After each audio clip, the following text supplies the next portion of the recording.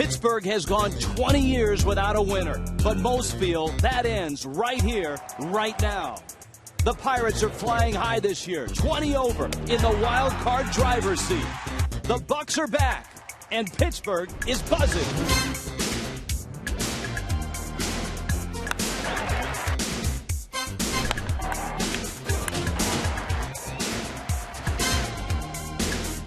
Tonight, Andrew McCutchen and the Pirates hit town, and a young and improved Marlins bunch are waiting.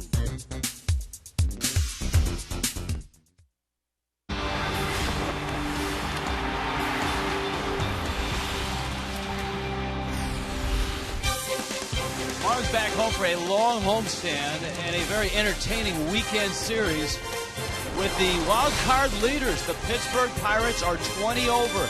The Marlins just took 3 of 4 in Colorado. Henderson Alvarez, a very nice start his last time out. Pedro Alvarez, he hits home runs. The Marlins getting ready for the Pirates. Maybe the first big league knock for Mr. Marisnick tonight. Hi, everybody. Rich Waltz along with Tommy Hunt. There's some buzz in the ballpark. The Marlins are playing better. They certainly did in Colorado. And the Pirates come in a very nice spot. Well, you have a good ball club in town, the Pittsburgh Pirates, and also the Marlins winning 3 out of 4 against a good Colorado Rocky ball club. Everywhere you look, this is a Pittsburgh Pirate team that has improved from the last 2 years when they were the leaders in the division at the All-Star break and then faded. This year, though, the depth in the pitching staff, the depth in the lineup, that's a better team. Hey, they have a lot more depth. They have Starling Marte at the top of the order. He has 29 steals. McCutchen has 21 stolen bases. Alvarez with the 26 home runs. Their starting pitching is solid. Their bullpen has been extremely solid. So they're a much more complete club than the last couple of years. And the Marlins face them tonight. It's a 3-game series. Marlins starters have run off a real nice streak, and it started with Henderson Alvarez in Milwaukee. It sure did. He had the 7 shutout innings in the no decision in that 13-inning loss. Doesn't strike out a lot of guys, but he helped himself with some good fielding plays. He gets some ground balls. He works fast. The defense usually plays well behind him. One of the surprise stories this year for the Pittsburgh Pirates has been Jeff Locke. Locke, the lefty, he's just 25 in our Coventry Healthcare matchup. He has almost come out of nowhere to have a dominant all-star season. Yeah, he's a 25-year-old. How about this? His last 16 starts, he's allowed 3 earned runs or less, and when guys get into scoring position, he holds hitters to a 118 batting average. Yeah, he's very, very good on the road. The Marlins, the Pirates, rookie success, there have been some. Rookie struggles, there's been some of that. We'll discuss with Frank and Niner when we return.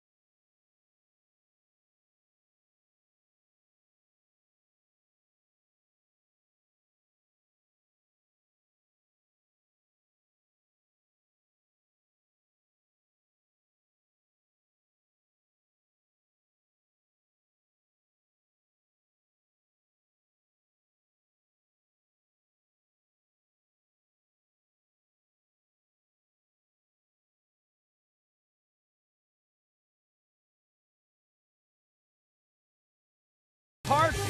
Let's head out to center field. Frank Fort, Jeff Conine, all dressed up for tonight, guys. Thank you, Rich. Well, Jeff, the Marlins have promoted a number of guys from AA Jacksonville this year. Sent a couple of them back. We saw Marcell Ozuna. We saw Derek Dietrich. The latest imports from Jacksonville, Christian Yelich, Jake Marisnick. A lot of teams now promote their primary prospects from AA straight to the majors, bypassing AAA. That's sort of the template now. But what are the difficulties in making that jump, and how do you see those difficulties surface when guys like that struggle at the plate? Well, I think a lot of the difficulties come when they can't really deal with what's going on outside the lines. The game really doesn't change when you get up to the big leagues. Matter of fact, when I was told coming up through the minor leagues that it's easier to hit at the big league level because the guys are on the strike zone a lot more. Obviously, with the advent of video, they expose a weakness a lot more quickly, but when these guys get more comfortable more quickly, I think they have more success. Christian Yelich certainly has proven he can hit in the minors. 312 a couple of years ago in Greensboro, 330 at Jupiter last year. Had a couple injuries this year in Jacksonville, was around 280 when he was called up, but he does look like he has that nice left-hand stroke. He's got an awesome left-hand stroke, and he led the Marlins in at-bats during spring training, so he's got a comfort level with all the guys on this team, and he's a homegrown product, so he's kind of come up through this organization. Now, Christian Yelich had 3 hits in his very first major league game. That got him off to a good start. Jake Marisnick 0 for 12. Good-looking athlete. Maybe the swing a little bit long right now. A little bit long, and I think he's pressing. He's really trying to make an impression on this Marlins organization. They got him in a trade with Toronto last offseason. He's a good kid, like you said, a phenomenal athlete with the size and the strength that he possesses in center field. He's got to cut down that stroke a little bit, put the ball in play because he can run, too. Yeah, and there's no reason not to keep him up here and see what they can do. The Marlins aren't going anywhere in terms of playoffs, so let's get him over the second half of the season, some good quality at bats, and see what the Marlins have. Looking forward to the future. We're looking forward to the game tonight as the Pittsburgh Pirates make their first trip and only trip into South Florida this year. Andrew McCutchen and his Pirate teammates, 60-40. Rich and Tommy with all the action next.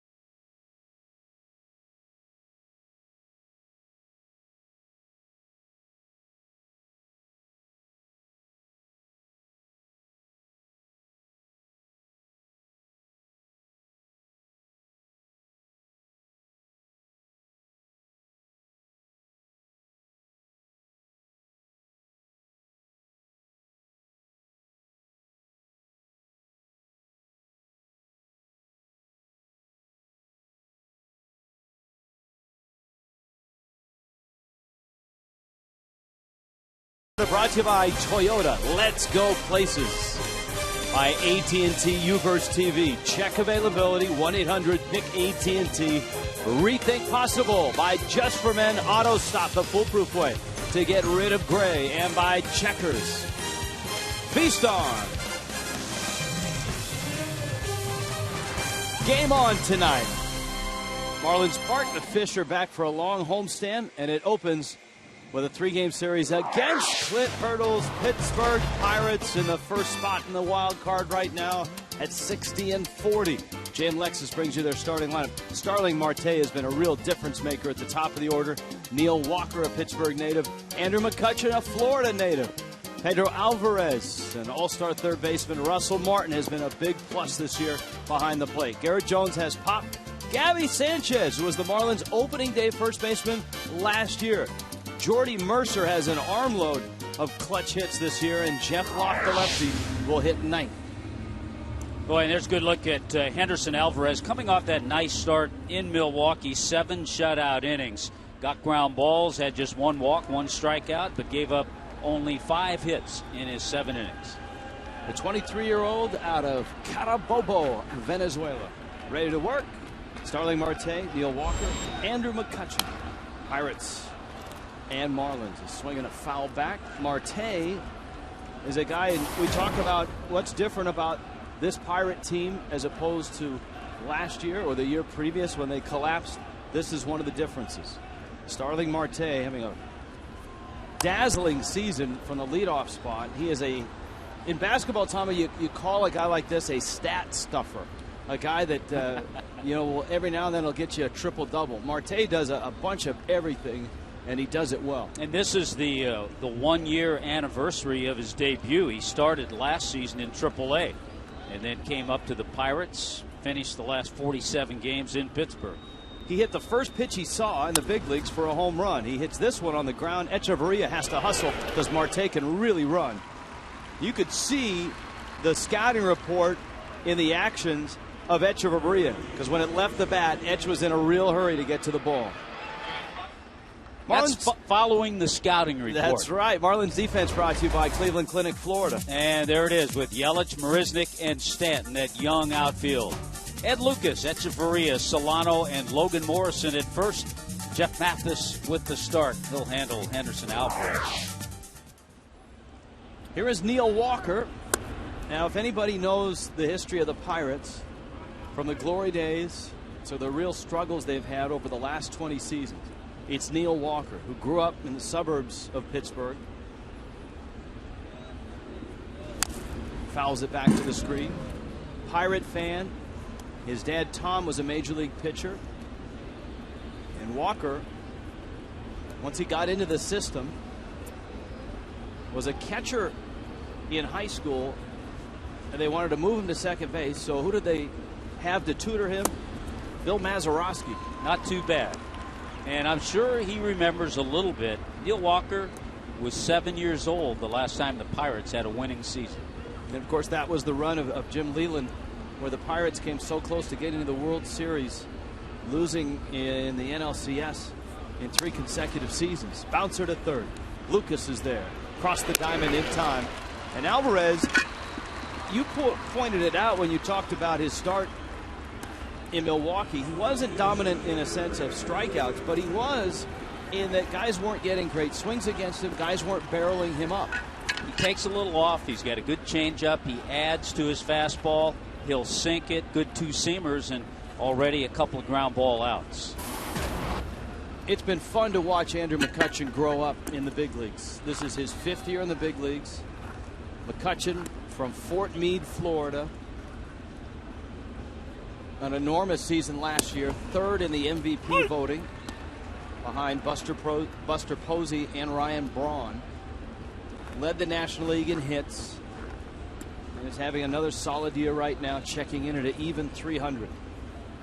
Well, McCutchen has just done a little bit of everything. Gold Glove winner, been a Silver Slugger. He's got speed. And it was really McCutchen, I don't want to say by himself, but he was really the lone star on this team for 2 or 3 years. And a swing and a miss. Henderson Alvarez introducing himself to the Pirates.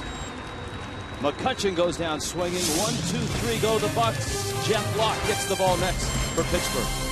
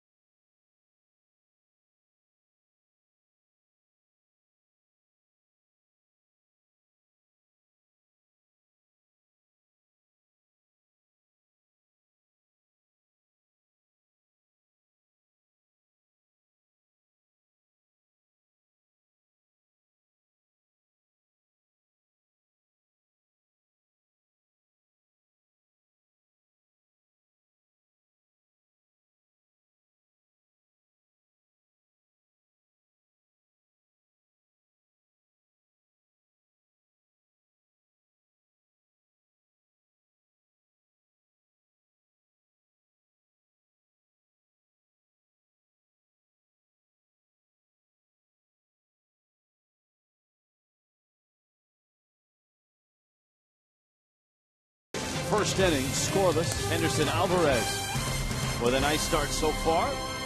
And here come the Marlins. Fresh off of taking 3 of 4 on the road against Colorado. JM Lexus brings you the starting lineup. Danny Echeverria in the leadoff spot. Christian Yelich is in left. Giancarlo Stanton in right. Ed Lucas back in the cleanup spot. Logan Morrison slotted behind him, hitting 5th. Donovan Solano at second. Jake Marisnick in center field. Jeff Mathis has been hot. He hits 8th, and Henderson Alvarez in the 9 spot. Well, a look at the left-hander, 25-year-old Jeff Locke, an all-star, is having a all-star type season. Look at that, 9-2 and a 2.11 ERA. He's been consistent.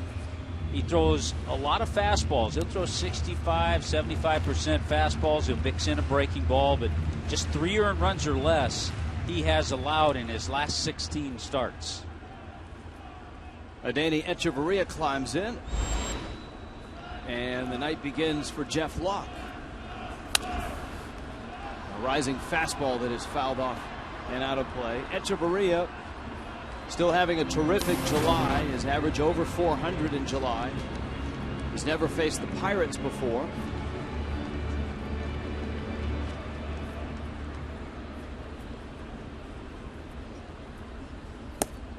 And Locke misses away. You hate to say that Jeff Locke has come out of nowhere, because he was somewhere. He was a second-round pick of the Atlanta Braves. Came over in June, mid-June of 2009, along with another starter, Charlie Morton, and the infamous Gorkys Hernandez, in a trade for Nate McLeod. And at the time, it didn't seem like a real big deal, but suddenly Pittsburgh has got both Locke and Morton in their rotation. It's a great lesson, Rich, for fans. When trades are made, Locke at the time was 21 years old when he came to the Pirate organization. He was 1-4 with a 5.52 ERA and A-ball as part of that deal. And he's pitched in the big leagues the last 2 years, but he was 1-6 with an ERA of close to 6 in 10 starts with the Pirates. And down goes Echeverria. 80 strikeouts now on the season for Jeff Locke. Take a look at the defense for the Pirates, brought to you by Cleveland Clinic with Marte, good speed. McCutchen, he can cover a lot of territory. Garrett Jones in right.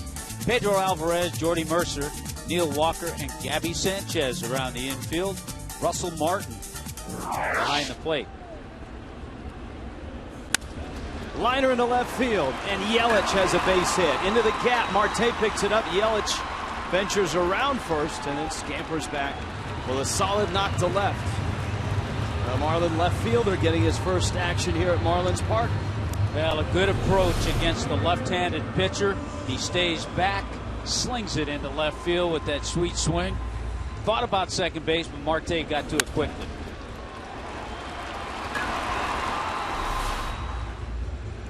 The numbers surrounding Locke, I mean, there are all kinds of dazzling ones. The fact that on the road he's nearly unhittable. He's 5-0 with a 1.28 ERA on the road this year. He's given up just 6 home runs, and this is his 20th start. A little different from the stretch, but watching him from the windup, he gives you that little turn, kind of hides the ball, and his fastball, which isn't upper 90s, it appears overpowering at times. The last guy the Marlins saw like this was Wednesday night. Jorge De La Rosa of the Rockies baffled the Fish for 6 shutout innings. I would say the difference in the two is that De La Rosa will probably and did in Denver throw more breaking balls. Yelich the runner at first. Stan had a couple of doubles yesterday afternoon in that long game in Denver. 3-0. They give you a little scouting report, some more stuff. There's the velocity of the fastball. The curveball's that spike type curveball. You have to be patient because of all the good things he does. He can walk a few hitters. There's a strike, and it's 3-1. Lucas. Coming into this game, 51 walks in his 115 innings. Boy, that one, a generous strike. Got a veteran catcher behind the plate. Dan Bellino is the home plate umpire. Yelich from first. 3-1 coming. Stanton fouls it back. That one came in at 93. Stanton doubled early and late yesterday. A double in the first and an RBI double in the ninth. Miami beat Colorado 5-3 in a ball game that was scoreless for 7.5 innings. Full count, 1 out. Yelich from first. And Stanton takes in. It's ball 4. Runners first and second. Our promos tonight courtesy of the next hitter, Ed Lucas. Come see us take on the Pirates tomorrow night at 7:10. All-you-can-eat seats are just $27. Plus, there's a post-game magic show with Michael Grandietti. Go to Marlins.com now. Marlins Baseball. Dive in. You know, the reason we had Ed Lucas do those promos tonight, he comes into this game a .341 hitter, and his 2 home runs are against left-handed pitching. And so he stands in against one of the National League's very best lefties. Yelich at second, Stanton at first. And Locke is ready. Lucas fouls it back and out of play. Lucas, of course, one of the feel-good stories, not only around the Marlins, but around baseball this year. A guy that is 31, Dartmouth, 10 years in the minor leagues without getting to the big leagues. But now, into his second month in the big leagues, he has become so valuable for Mike Redmond. His versatility, he can play all 4 infield spots and play them well.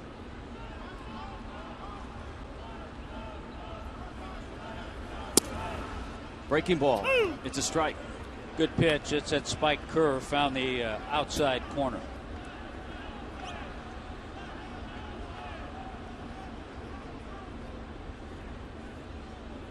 Locke is out of North Conway, New Hampshire. That's where the Braves found him back in 2006. Second round pick.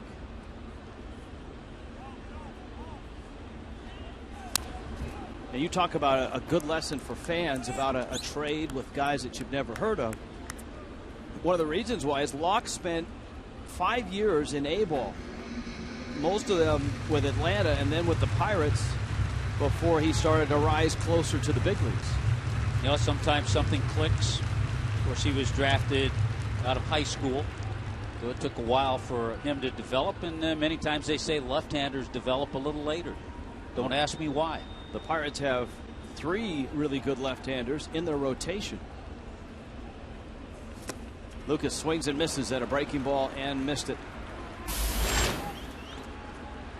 So Jeff Locke has a pair of strikeouts. Now Logan Morrison comes up.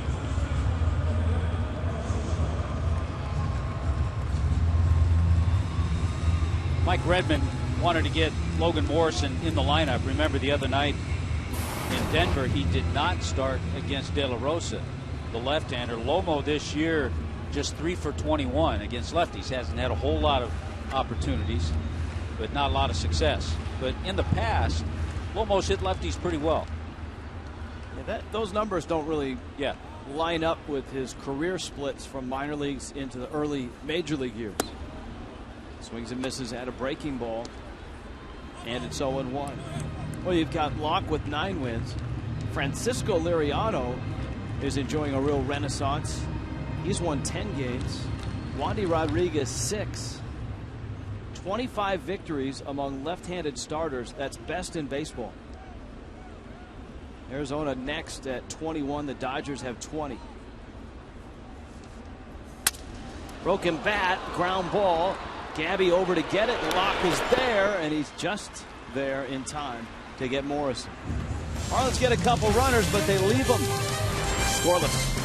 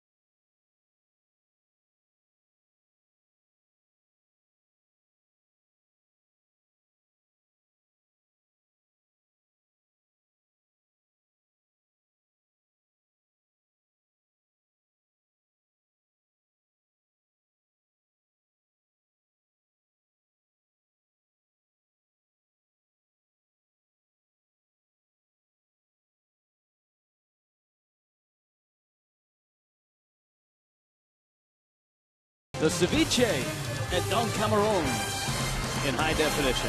Thanks to H.H. Gregg.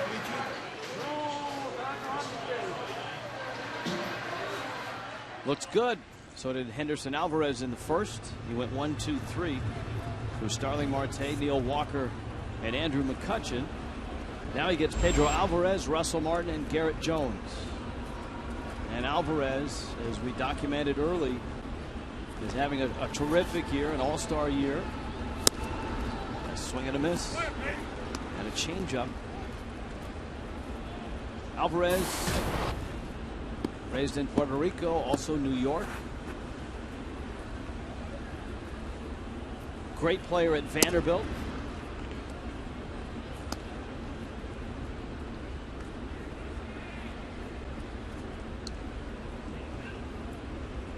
$15 on the road, 11 at home. He's been a little bit of an all-or-nothing guy.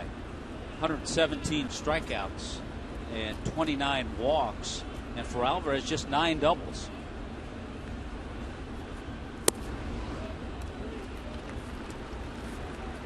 He's behind him at 3-1.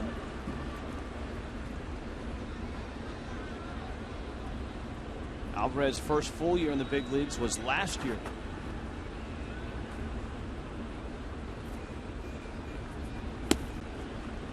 And it's down low.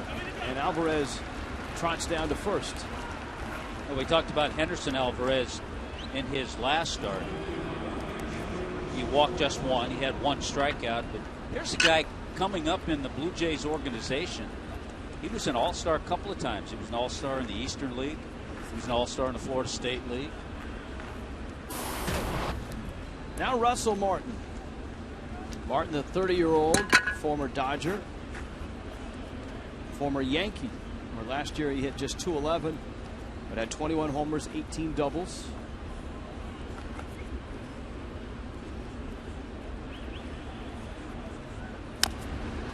And bangs one foul. And as you pointed out, a lot of people around the Pirates, both in the clubhouse and those that watch them every day, Clint Hurdle will be the first to tell you that Russell Martin has made an enormous impact both on the field and off the field for the Pirates. Well, certainly his experience, the way he runs a game as a catcher, as a Dodger, as a Yankee, gives you a little power once in a while.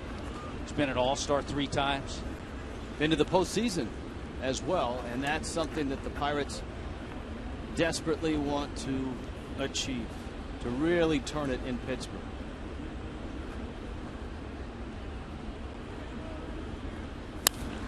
Martin pulls that one foul. I mean, right now it's going so well in Pittsburgh. They're 20 over, attendance is up, the city is alive, and certainly hopeful that in year 3 for Clint Hurdle, this is the year. This is the year that it's not a second half fade, it's a second half push to the postseason. Well, Clint Hurdle out of Merritt Island High School. There's a former Marlin, A.J. Burnett.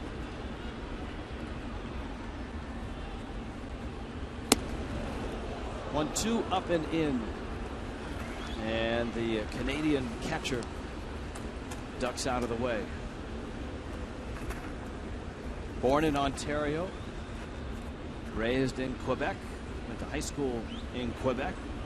5 years a Dodger, won a Gold Glove as a Dodger.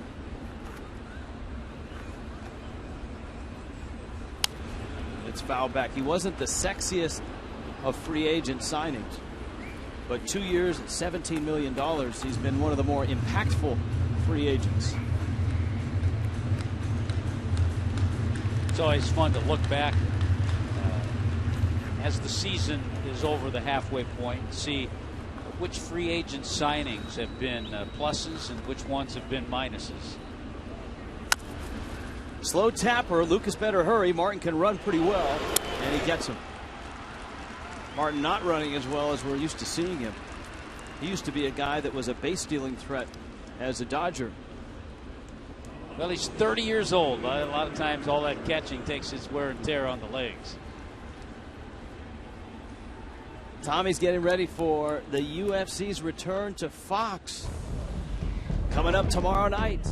Demetrius Johnson puts his title on the line against top contender John Moraga, highlighting a full night of epic fights. Johnson versus Moraga for the World Flyweight Championship, Fox UFC Saturday, live, and it's free on the 27th, beginning at 8 Eastern. Tommy has a hard time on nights like that. It's always hard doing the game. Absolutely. That night. He's got the UFC app on his iPad. Instead of tapping it, you punch it, and it comes right up. That's a good one.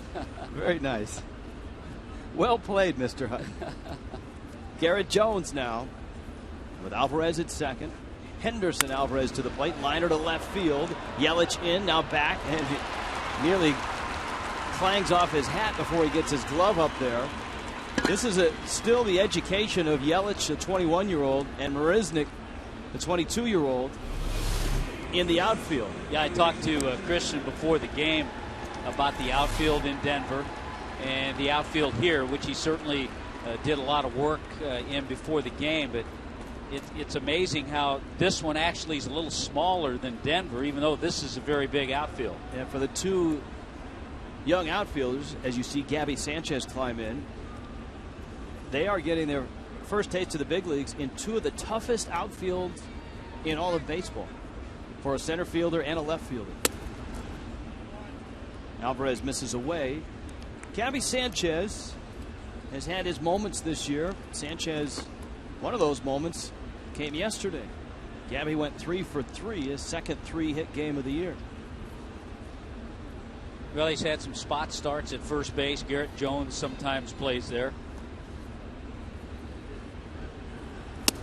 Gabby back home. And you know, even though, and this is so typical of Gabby Sanchez, the average 237, but his on-base percentage 353. 11 doubles, 7 homers.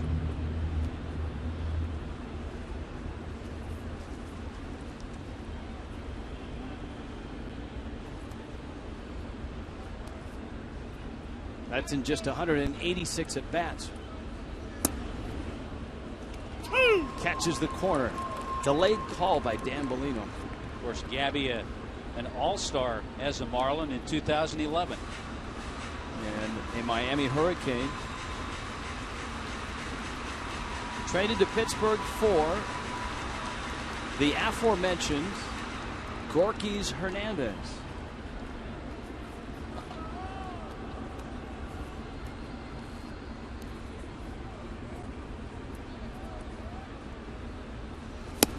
Swing and a miss and a fastball. Henderson Alvarez dials up 98.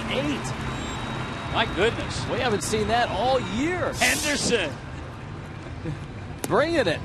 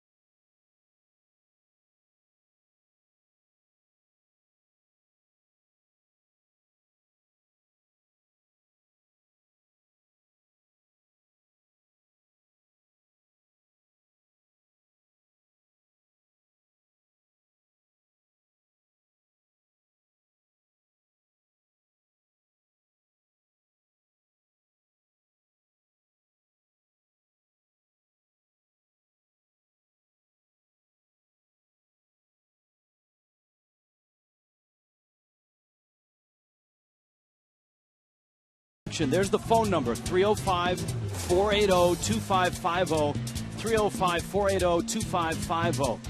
Open bar, all you can eat, a ticket to see the Marlins and the Mets. You'll be on television. Tommy will do the pool dance for you, just like that. And all the great prizes and auctions. And it's all right here on Fox Sports Florida, but we'd love to have you out in the Clevelander. We'll be broadcasting live out there. You can actually come by and say hello to us while we're on the air, especially if you want to bring us an adult, non-alcoholic, of course, beverage and appetizer. Here's the phone number, 305-480-2550. Now, if you call that number, operators not only can sell you dinner tickets, but also talk to you about the event, give you an idea of what to expect. It's a terrific event. It's the 8th time we've had it, and we've raised almost $550,000 in 7 years. If you go to marlins.com/fantasy, not only can you buy tickets, but you can peruse the big board and the little board, all the packages, and certainly some unique ones this year on both the big board and little board.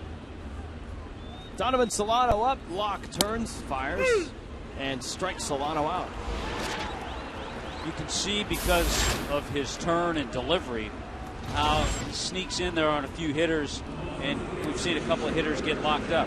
And Javaria was called out on a strike. Solano called out on strike 3.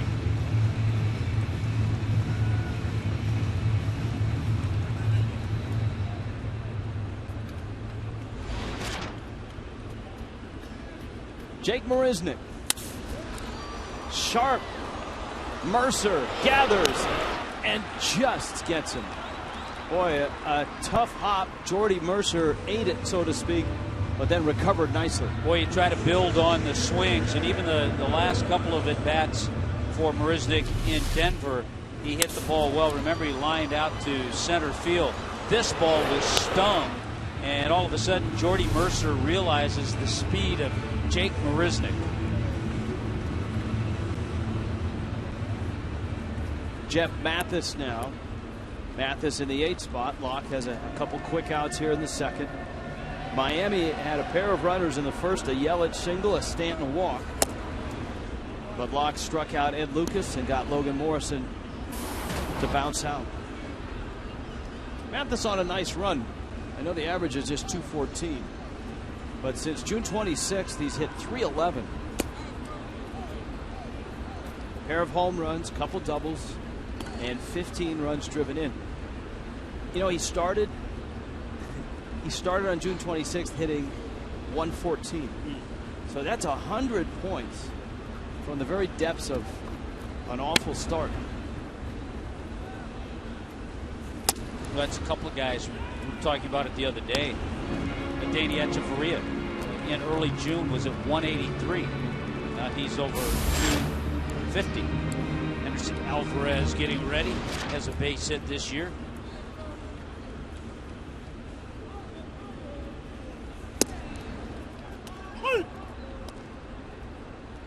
Three and one.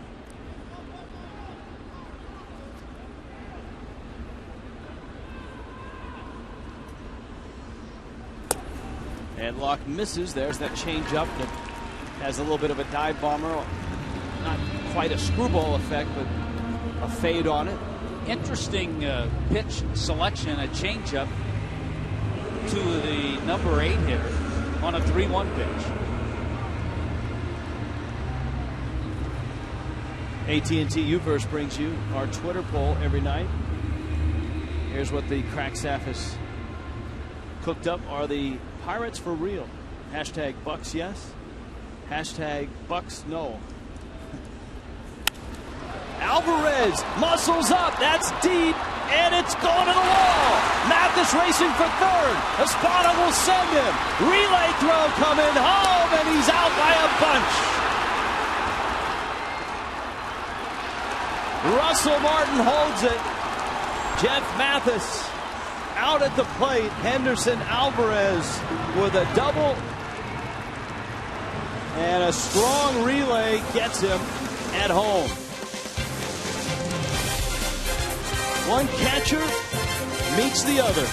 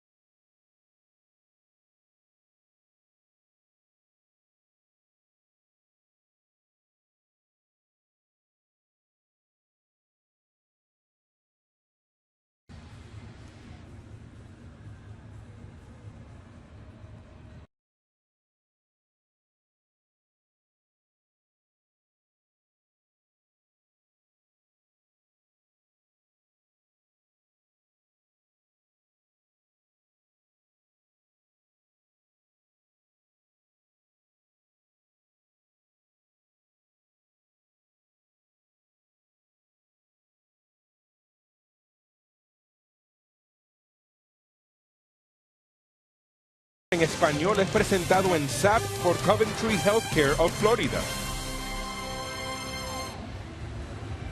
Well, a bang-bang play somewhat, not in closeness, but in one catcher banging into another. Yeah, Mathis, of course, a catcher, starts to run out of gas a little bit. Martin, a catcher, knows how to kind of give with the tag. A little surprised. He has his mask off, but you know what? Some catchers feel they see the play and the throw and the ball a little bit better. He could have dug in.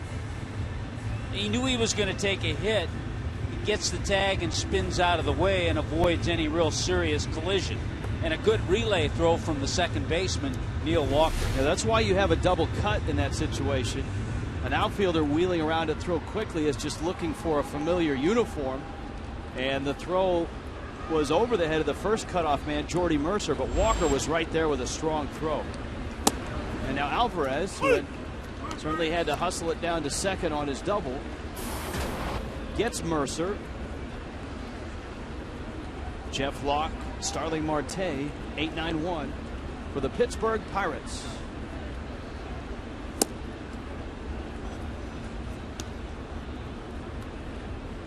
Mercer supplanted Clint Barmas as the starting shortstop.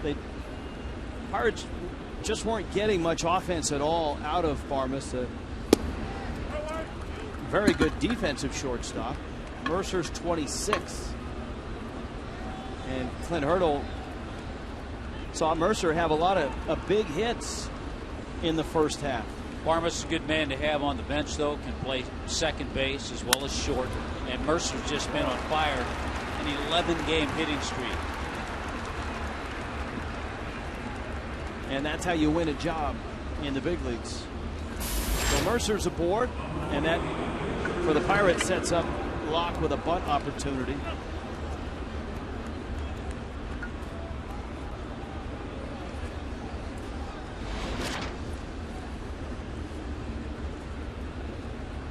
Let's see if he can get it down. You got Lucas at third, Morrison holding the runner at first. Alvarez made some nice defensive plays himself in his last start against the Brewers. Yeah, he's shown us, Rich, that he's a pretty good fielder out there on the mound. Locke has 4 sacks this season.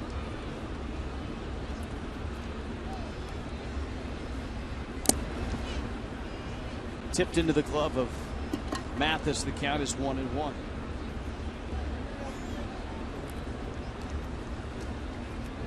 Pirates are 20 over.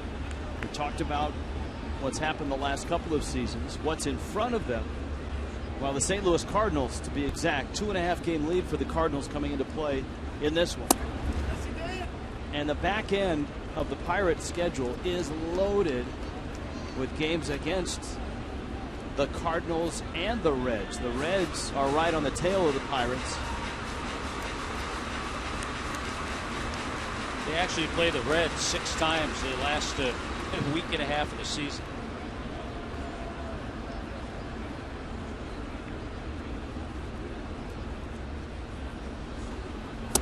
Pitch is outside. In fact, when the Pirates are done here in Miami, they'll head home and open up a 4-game series against the Cardinals. And that starts a run of 13 games against St. Louis to come before the season is up. So you can look at it 2 ways. You can look at it, well, they're going to be playing a first-place team, and that might be trouble. Or Clint Hurdle would tell you, strike 3 called. Hurdle will look at it this way. There's your opportunity. You go and take 7 of 13, win 8 of those 13 games against St. Louis. You guarantee yourself you're not going to fade. Well, the Cardinals have shown they're not going to slow up a bit. Matt Latos and the Reds beat the Dodgers last night. They're not going to slow up too much.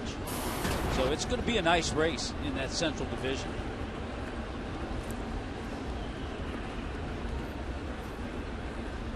Six September games against the Reds. Now back to the top of the order. Starling Marte.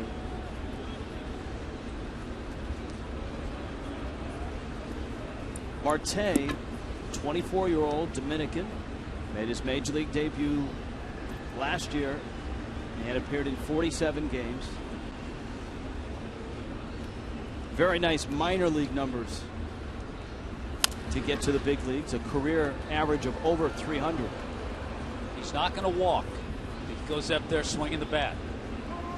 But he's the kind of guy, if you can get ahead, then you can go out of the zone and he'll chase it. He's just one of 2 National League players to have at least 20 doubles, 8 triples, and 10 homers. Carlos Gomez, who the Marlins just saw, is the other.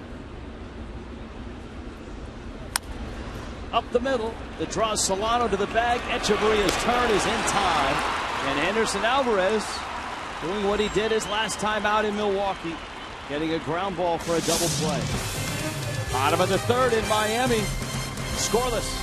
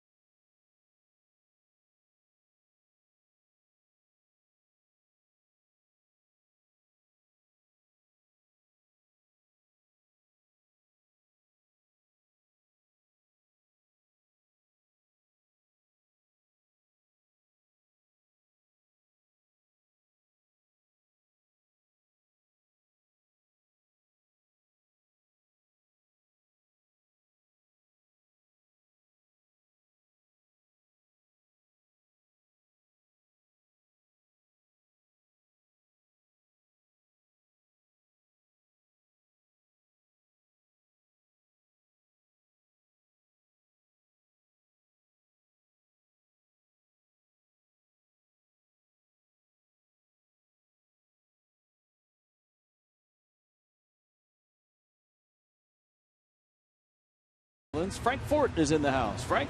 Thank you, Rich. Of course, with the call-ups this week of Christian Yelich and Jake Marisnick from AA Jacksonville, they were not only teammates, but they were roommates in Jacksonville, along with catcher JT Realmuto.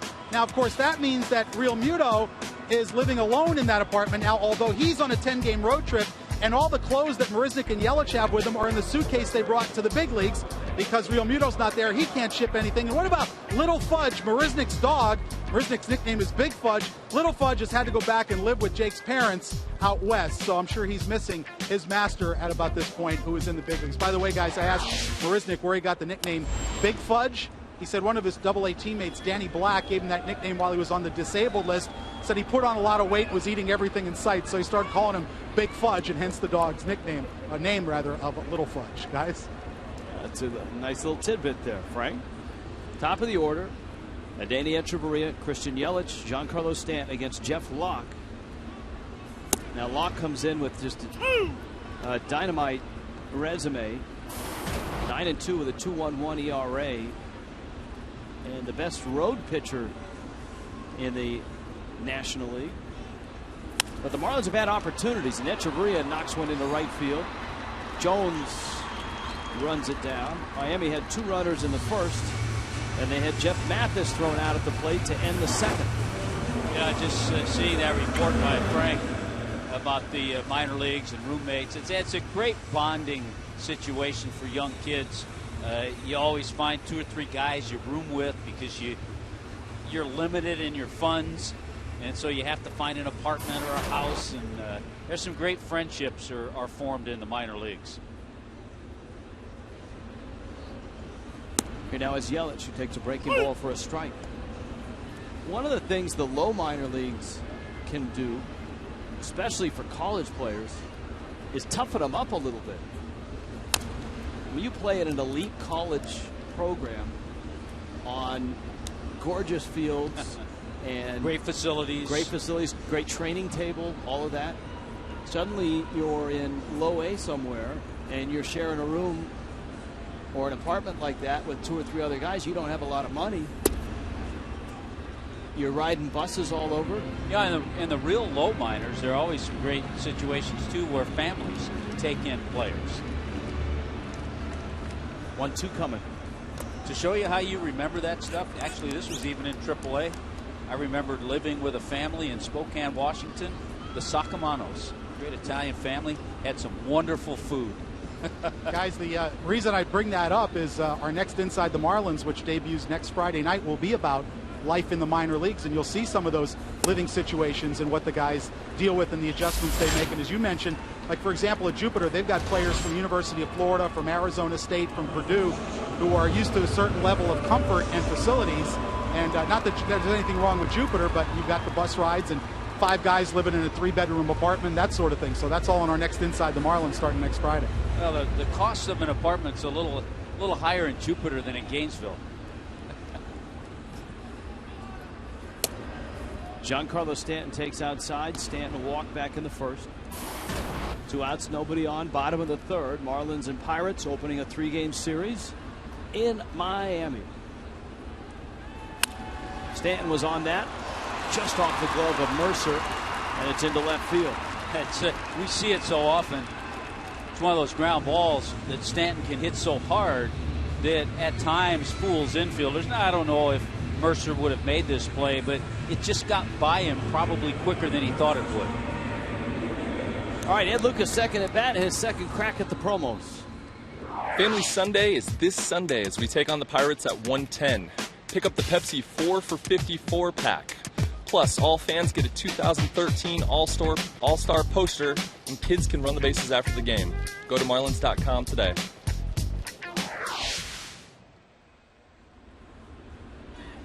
And all that aside, the 4-pack and everything else, it's a great pitching matchup Sunday.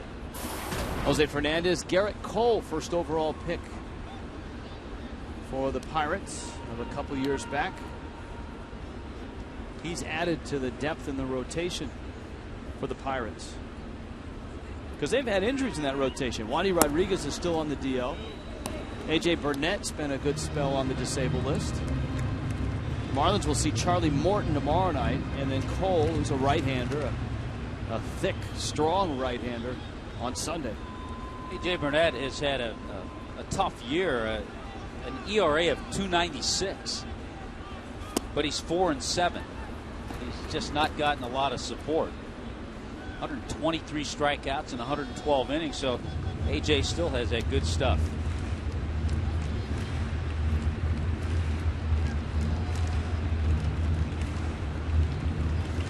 He has become a leader in the Pirates clubhouse.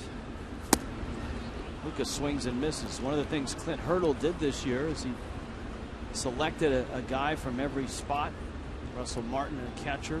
A.J. Burnett, a pitcher. To make Marlins fans feel a little old, A.J. Burnett now 36. Added Andrew McCutchen to it, and every week or two they all meet with Clint Hurdle and talk about issues around the club.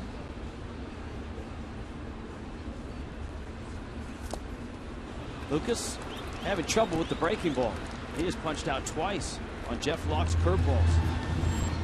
And Locke is scoreless through 3. So is Henderson Alvarez.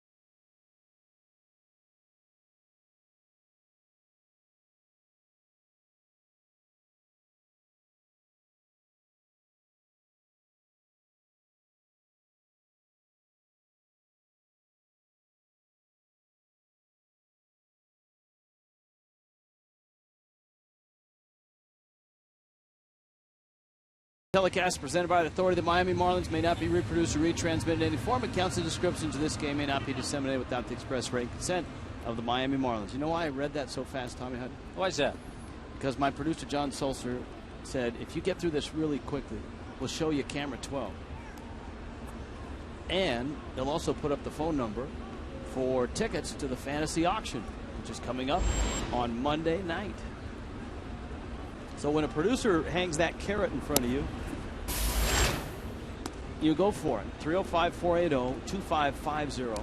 Hey, it's $100. It's open bar. It's all you can eat. It's a party in the Clevelander, a live broadcast of the Marlins and the Mets. It's a good matchup as well, and you can be there. Just call that number, top of your screen, make the donation. All proceeds from the fantasy auction, from the tickets to the dinner, will go to the Marlins Foundation, and it's turned right back around into school supplies for kids in the area, Christmas presents, all the things that the Marlins do in the community. Marlins Ayudan. That's where the funds come from. So we'll be out there. We hope you'll stop by and say hello, give Tommy a fist bump. Maybe I'll jump in the pool with you. Here's McCutchen. Well, as we say so often, it's all for the kids, and it literally is all for the kids. McCutchen a strikeout in the first inning. In that first at bat for McCutchen, he saw 3 pitches, all fastballs, 95, 2 at 96. That one popped foul and out of play. That is the farthest I have seen a foul ball come back in the short history of Marlins Park. That came all the way up to the broadcast level, about 5 booths over. Down near Raul Stryker, I think. McCutchen blasts that one to center. Marisnick, good jump is there, and he makes the catch. That's the one thing when talking to Mike Redmond when Jake Marisnick first arrived.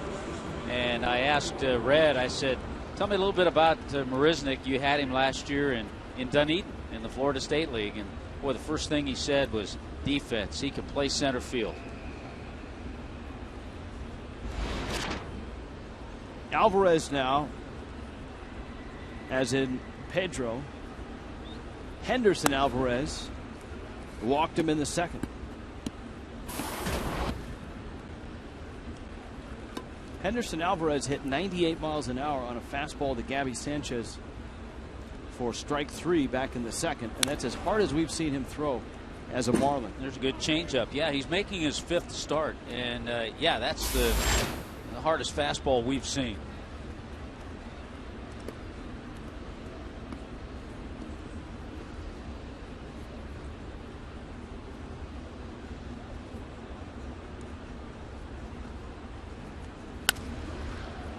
To left, Yelich makes the catch, and Alvarez a very quick 4th inning. It's a 6-pitch inning for the right-hander out of Carabobo, Venezuela.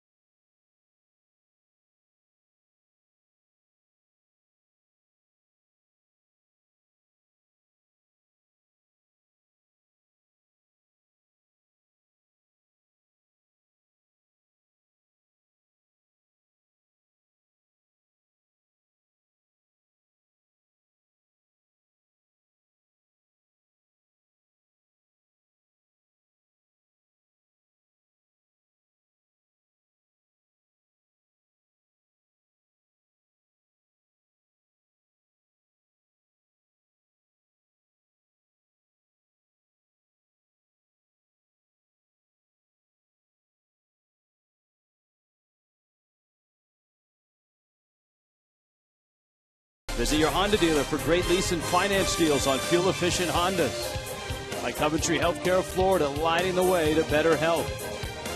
And by Metro PCS, unlimited 4G data, talk, and text on Metro PCS, wireless for all.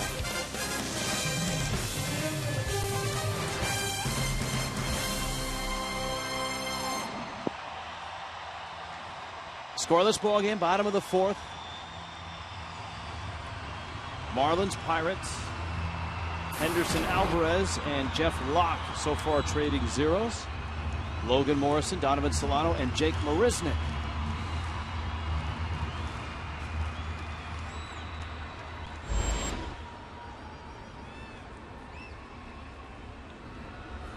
And Locke fires one low and in on Morrison. You talked, Rich, about the way Jeff Locke has pitched not only well at home at PNC, but on the road. 5-1 with a 1.73 ERA on the road.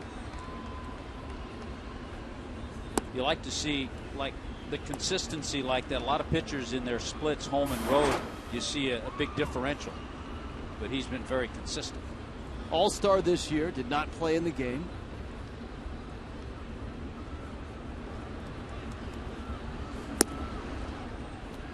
Splits the plate with a 92-mile-an-hour fastball.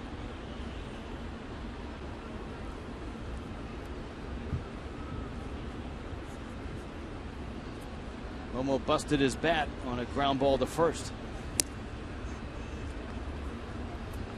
Now, we mentioned that the walks at times will get him in trouble. He's averaging close to 4 walks per 9 innings.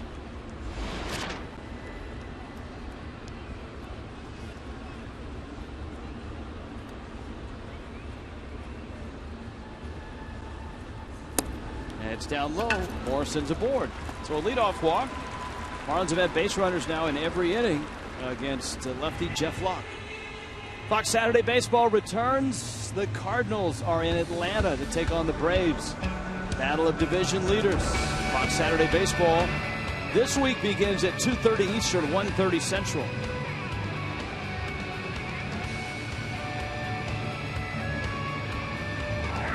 Well, the Marlins have had base runners, but it's the first time they've had the leadoff man on base. Solano called out on strikes, his first at bat. We really haven't seen Locke go to first much at all.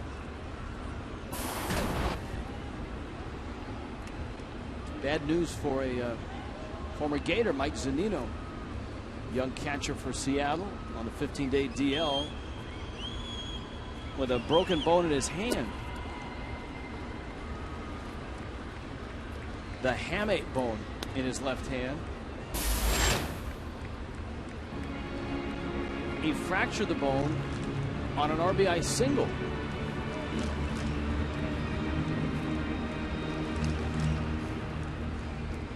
Seattle immediately signed Humberto Quintero.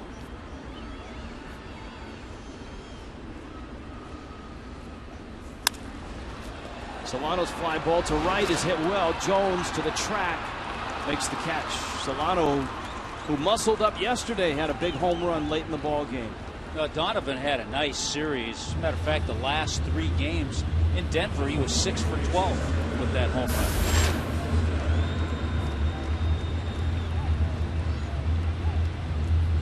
Well, you know it's going to come sooner or later, and the way he's swinging it, it looks like sooner. Jake Marisnick hit a seed right at the feet of Jordy Mercer, the Pirate shortstop.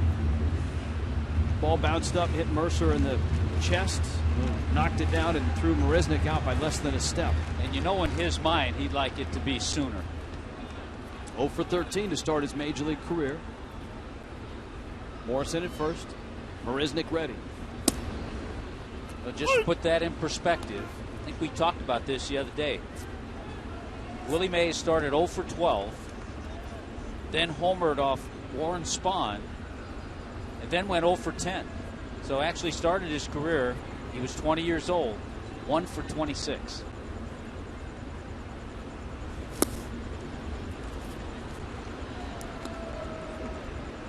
Oh and 2. You can see the bottom just drop out of that one. Because of that pitch, right-handers are hitting less than left-handers against Jeff Locke.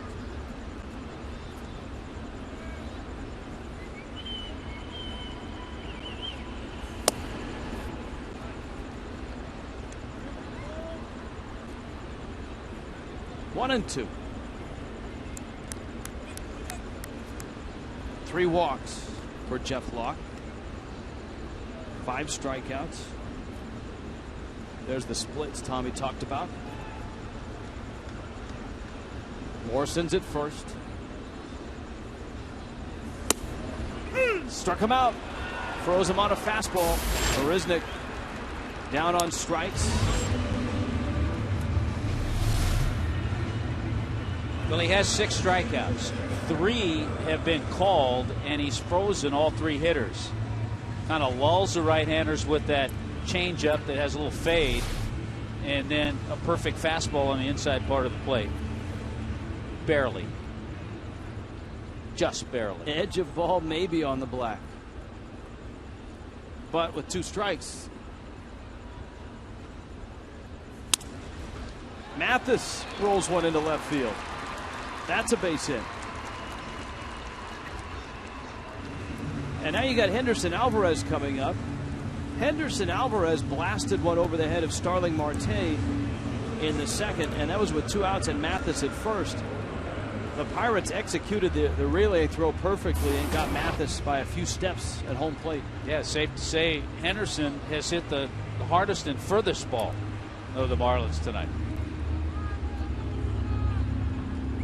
And Mathis has been aboard twice.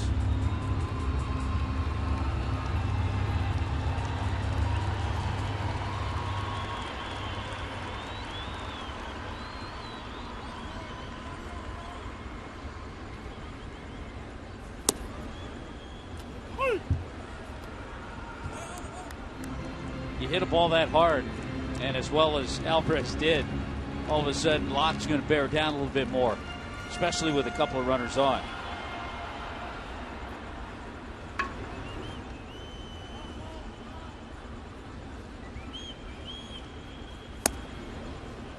And he shows the good breaking ball. 0-2. Yeah, I believe Henderson Alvarez has drawn the attention of Jeff Locke. Yeah, that's what happens. And keep in mind, last year with the Blue Jays, with the exception of maybe a spot start in the National League and interleague play, he didn't swing the bat. There's an even better breaking ball. Scoreless to the 5th we go after this sports injury prevention message from Cleveland Clinic, Florida.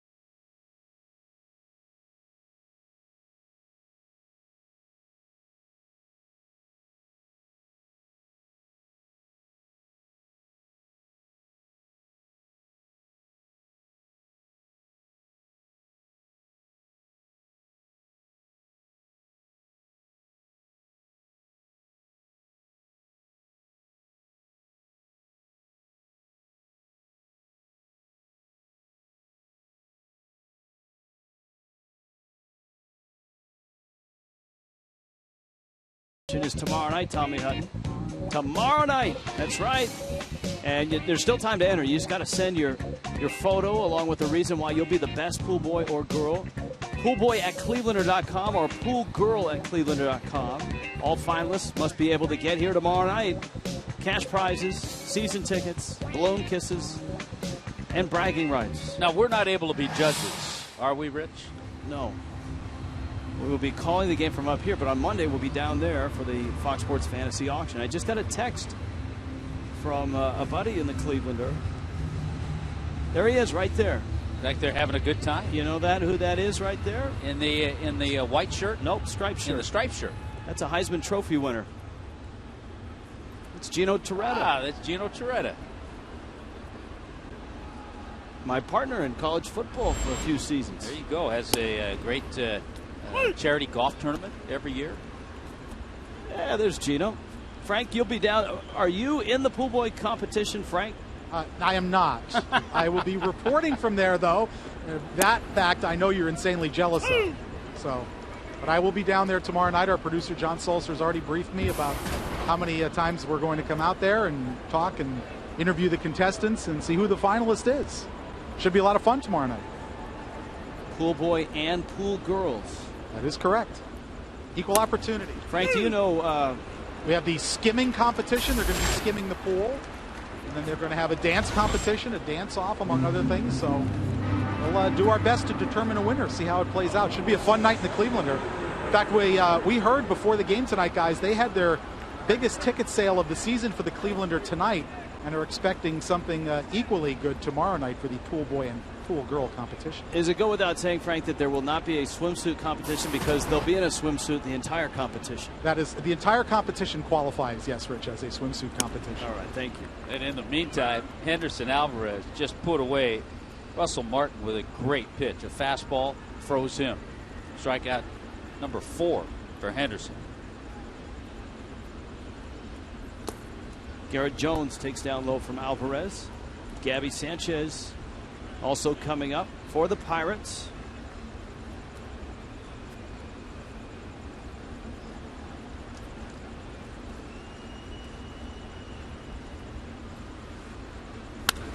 That one hit hard. Stanton is right there, though, and he makes the catch.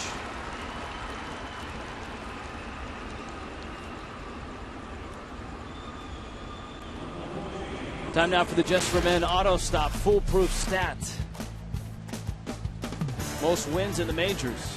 You line them up. There's some elite teams. The Cardinals, the Red Sox, the Pirates are in there.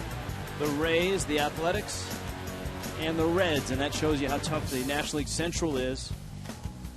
You've got the Cardinals, the Pirates, and the Reds. And we've talked about this for the last, month and a half. If you stop the season and they end in this order, the Cardinals would have the best record in the National League. They would win the Central. The Pirates would host the wild card game against Cincinnati. That one fouled back. And remember, the rule now, it no longer is, it used to be a wild card team couldn't play someone in the division series from their which own is a division. good rule now for the Central. Whoever may finish third. But that's no longer on the board, my understanding. So Pittsburgh or Cincinnati would play St. Louis. So the Central could be well represented, but somebody would get eliminated quickly. Yeah, and then someone else would get eliminated in that first round. Saw Tampa Bay on that list. They've put up 6 early runs against CC Sabathia in New York. 6-1 lead for the Rays in the third.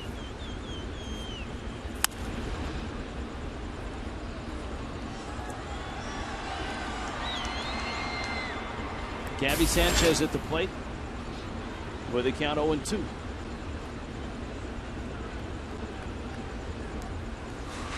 Sanchez a strikeout victim in the second. Yeah, Gabby was victim of that 98-mile-an-hour fastball from Henderson Alvarez.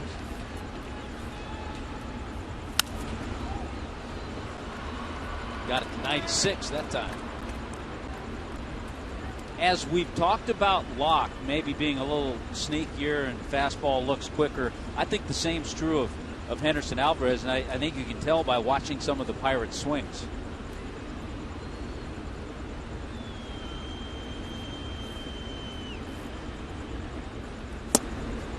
Right down the middle.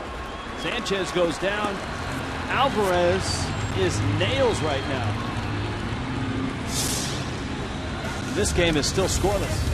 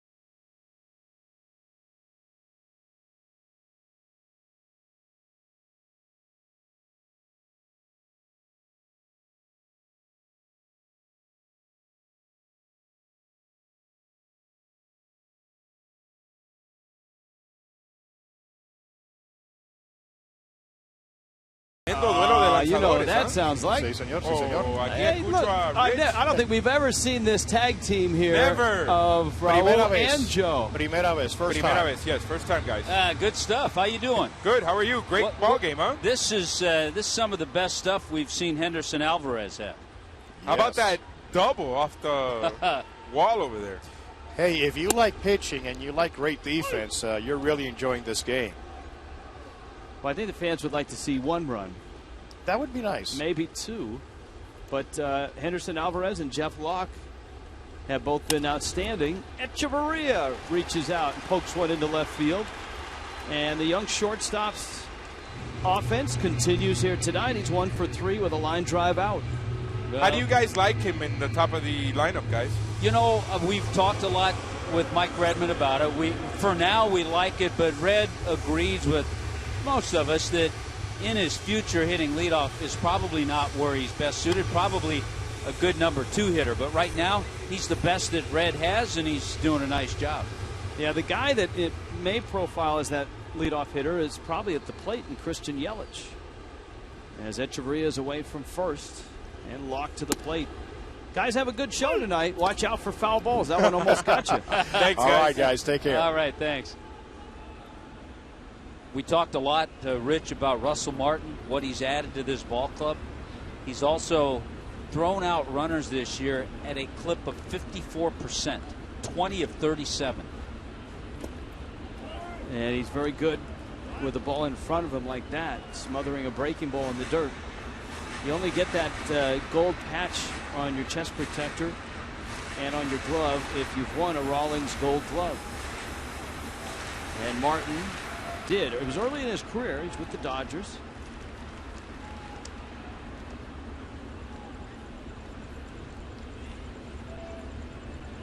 Back in 2007. Echeverria running, and he's picked off. Gabby's throw down to second is waiting on him. And so Jeff Locke trots out the A move and picks off Adeiny Echeverria. Goes as a caught stealing. I don't think it was a hit and run. Straight steal. He never really looked to the plate. He was just going on first movement. Unfortunately for Echeverria, first movement was to first base. A lot of times runners will do that with a pitcher that has a pretty good move. Well, Jeff Locke has seen a Marlin on base in every inning. The Marlins have had a runner thrown out at the plate. They have stranded 6 in this game, while the Pirates have stranded just 1 runner. And Pittsburgh has just 1 hit.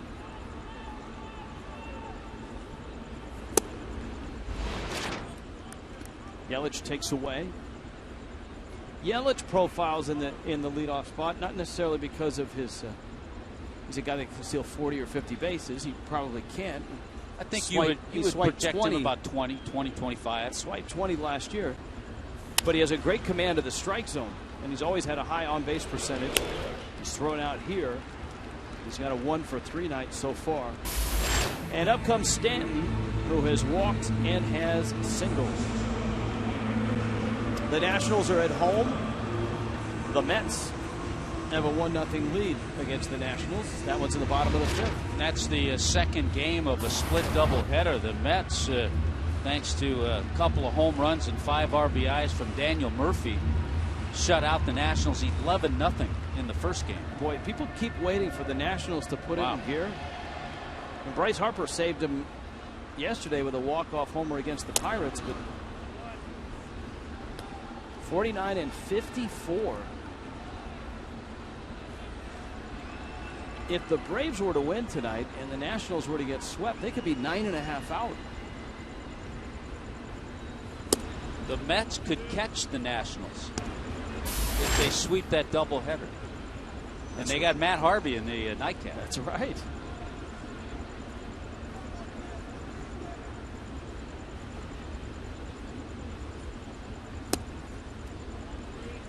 Changeup floats down low to Stanton. Well, if Matt Harvey is going in that ball game, it would figure that as the rotation rolls over, probably Wednesday. All right, Ed Lucas, another at bat and another promo. They start a 4-game series Monday at 7:10 against the Mets, so come out to the game. All-you-can-eat seats are just $22, and military, vets, police, and first responders get in free. Visit Marlins.com for details. Ed Lucas is trying to solve the breaking ball that Jeff Locke has, because Locke has owned him in the first and in the third with that pitch exclusively. By the way, with 2 out, nobody on, Locke wasn't going to come close to Giancarlo with a pitch. So that was one of those unintentional, intentional walks. Especially with the matchup between Lucas, the way it's gone the first 2 ABs.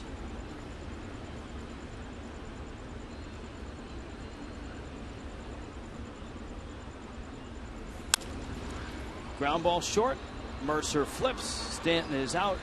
And Locke files away 5 scoreless. To the 6th. No runs yet.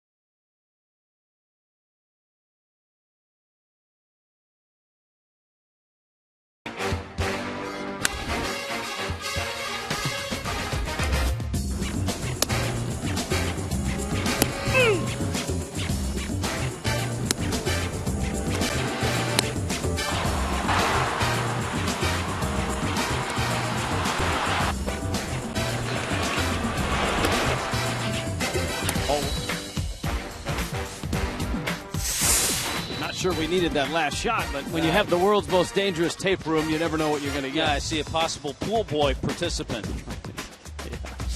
Let's check in with Frank Ford. Frank? All right, guys, tomorrow night, in addition to the pool boy and pool girl contest, there's going to be a show on the West Plaza with this man, illusionist Michael Grandinetti. So you got a quick trick you're going to show us after this first pitch to Jordy Mercer. Absolutely. All right, what do you need here? I don't have anything on me. Do you have a dollar bill I could borrow? In fact, I do. There you Perfect. Go. Watch, everyone. I'll do this very quickly. Guys, I hope you can see our show tomorrow. We're bringing that, Frank, we're bringing all the big stuff. I'm going to float 10 feet in the air. I'm going to float 10 feet in the air, shrink a girl in size until she fits in a 12-inch square box. But right now, everybody keep your eye on this dollar bill. I'm just going to give it a little squeeze and a little shake. It'll almost seem to turn itself inside out. That's some funny money right there.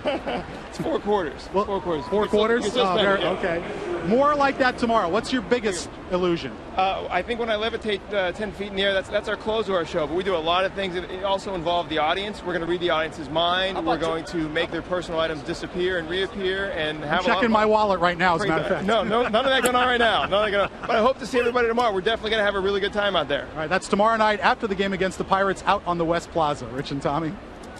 That's good stuff. Guys like that amaze me. That's amazing.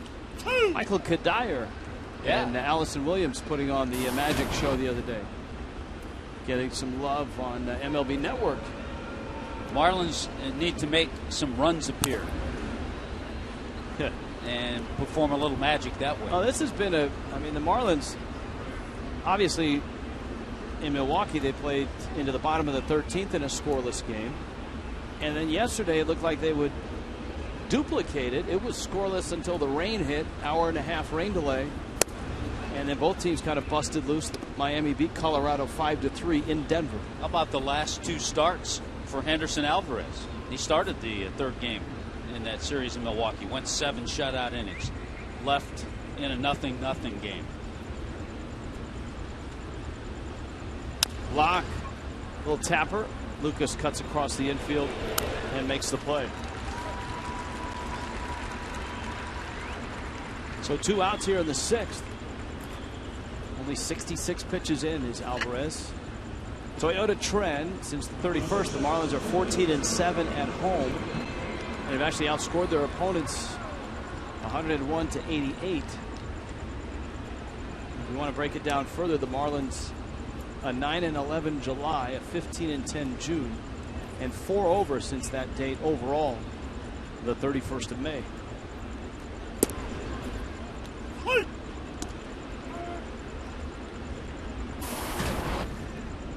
Here is Marte. Has bounced to short and bounced into a double play. Drops down a bunt, and with his speed, that's a base hit.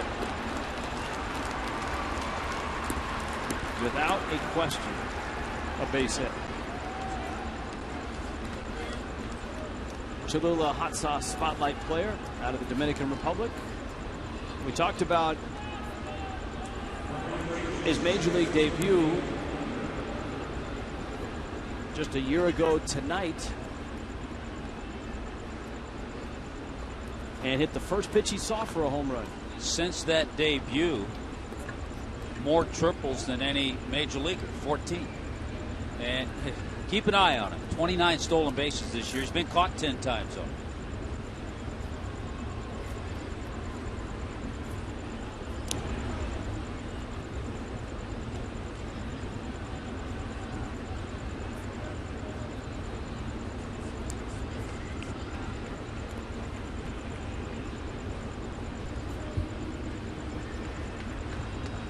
Neil Walker.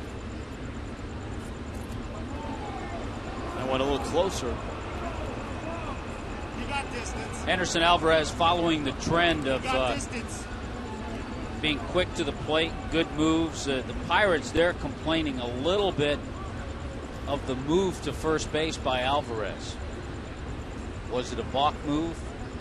Wasn't called, so obviously it was legal. One thing you saw there, you occasionally will see a pitcher, rather than look over his left shoulder, he looked over his right shoulder and his peripheral vision trying to pick up the base runner. That was a good 2-seamer, that last pitch. Saw the movement on it. Let's see which shoulder he uses this time.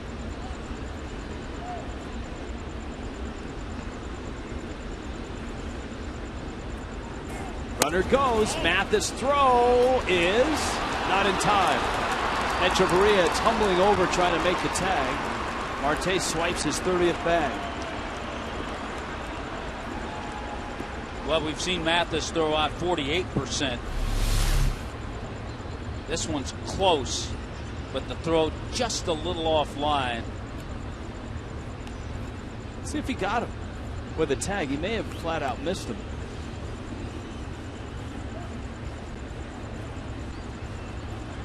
Wow, you know what? Boy, that was close. If he tags him, he's out. I mean, the glove was at the leg before the hand was at the bag. So only Everth Cabrera, the Padres, with more steals than Marte. Pirates have an opportunity with a runner in scoring position. They're first.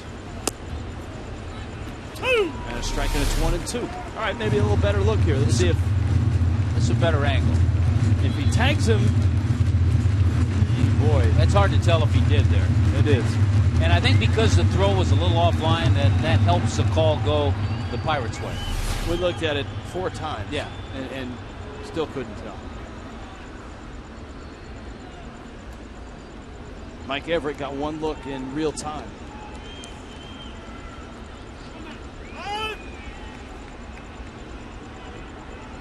Walker's seen a good two-seamer. He's seen a good changeup. Let's see what Alvarez goes with.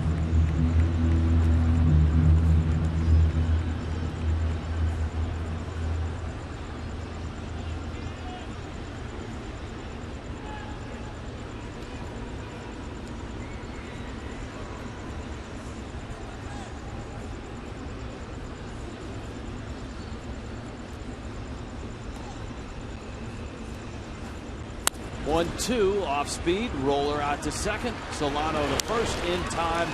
Henderson Alvarez following up 7 scoreless at Milwaukee with 6 scoreless here tonight.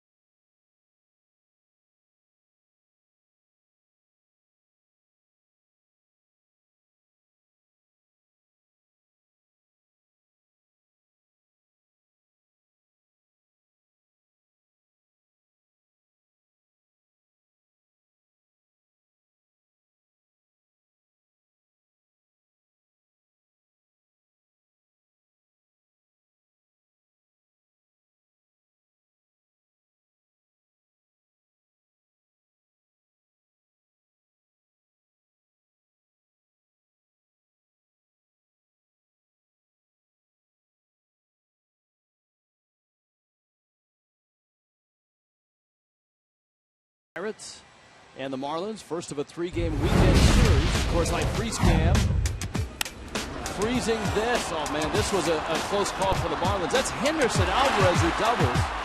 Jeff Mathis trying to score from first. Neil Walker's relay throw, freeze it right there.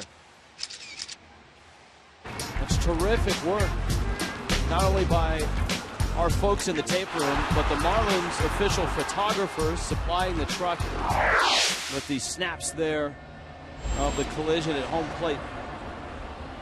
Those are some great shots. See, this is Miami, Tommy. This is an artsy place. That's okay? right. And so You can't just show highlights. You got to. Dennis, always on the spot. Robert, if it were from his camera, he's always on the spot. You got to dress it up. Morrison now. And he swings and misses. Counts 1-1.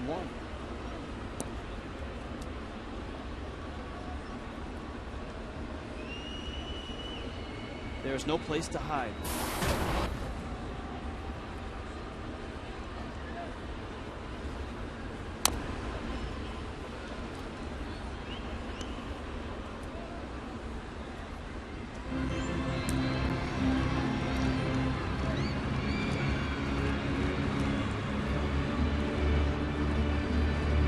Donovan Solano, Jake Marisnick in the 6th.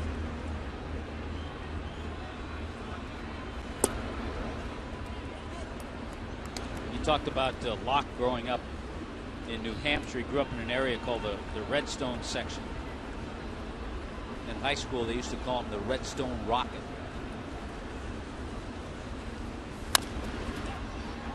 Chopper to first. And Gabby steps on the bag. Morrison is out. The Redstone Rocket. Redstone Rocket. And obviously a Red Sox fan growing up in that area.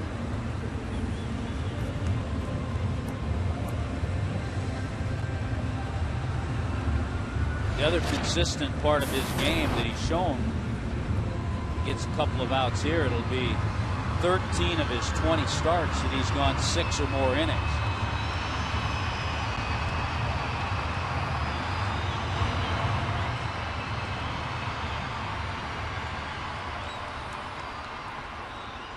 Solano 0 for 2.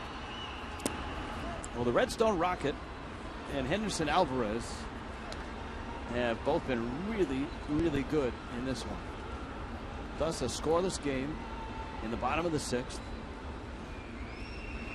For Henderson Alvarez, we have to think of the tag that goes along with Carabobo. Carabobo, Venezuela.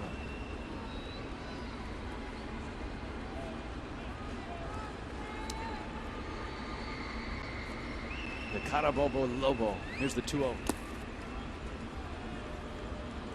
If you put their numbers up against each other, Locke actually has walked 4 and struck out 7, where Alvarez has walked only 1 and struck out 5. Miami, 5 hits, 4 walks, plenty of base runners. The Marlins have stranded 7, and that includes Mathis being thrown out at the plate.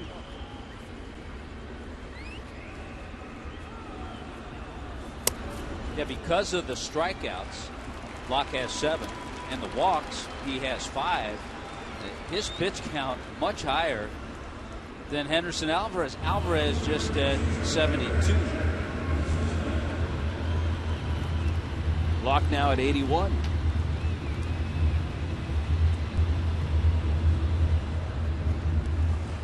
Well, now you get into the bottom of the order.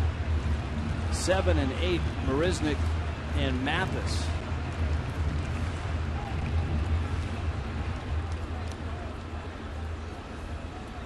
So the 10th base runner for the Marlins, and it's scoreless here with an out in the 6th. Remember, Locke picked Echeverria off to finish, or actually to start the 5th. Then went on to walk Stanton in that inning. Not many of those runners have reached scoring position, though. The Marlins are just 0 for 3 with runners in scoring position. So in the 5 previous innings, the Marlins have had multiple base runners in 4 of the 5.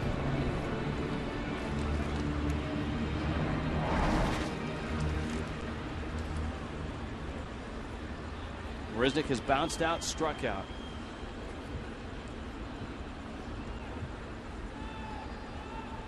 We're talking to Jake's family. They pronounce the name with more of a Z than an S in the middle.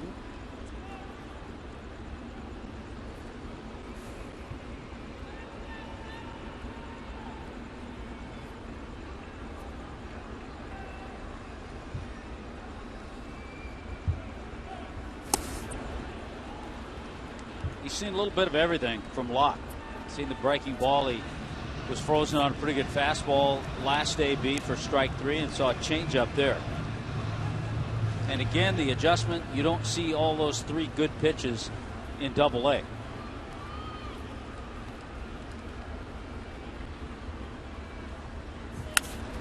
Up the middle into center field. There's the first base hit for Jake Marisnick. His first big league hit. And Marisnick is aboard, and yet again the Marlins have something going. Look at that. Take a deep breath.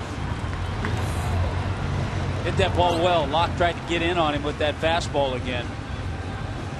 And he drilled it. He hit it hard. And it's Ruggiano who does the switch of the ball. That went right under the feet of Locke.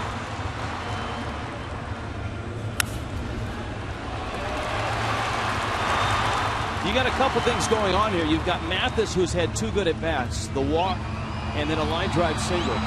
As well, you've got Alvarez to follow, and so the Marlins, even though Alvarez has not given up a run, really have to think long and hard about possibly bringing a pinch hitter up depending on how the inning evolves. Well, it's a tough call, and again, it's one of those we talk about often that you don't have to make if you're in the American League.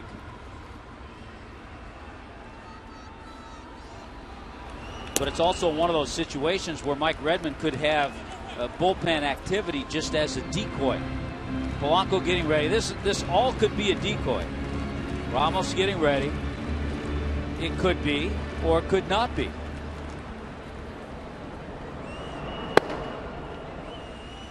Because first of all, you'd probably hit Dobbs and not Polanco. No, that's right. You would hit Polanco. He's had such a good run against lefties. We talked about it. It's one of the advantages for having the bullpens a world away from each other is if the bullpens are next to each other, one team can look and watch the other reliever and decipher whether he's just up there for show or for go.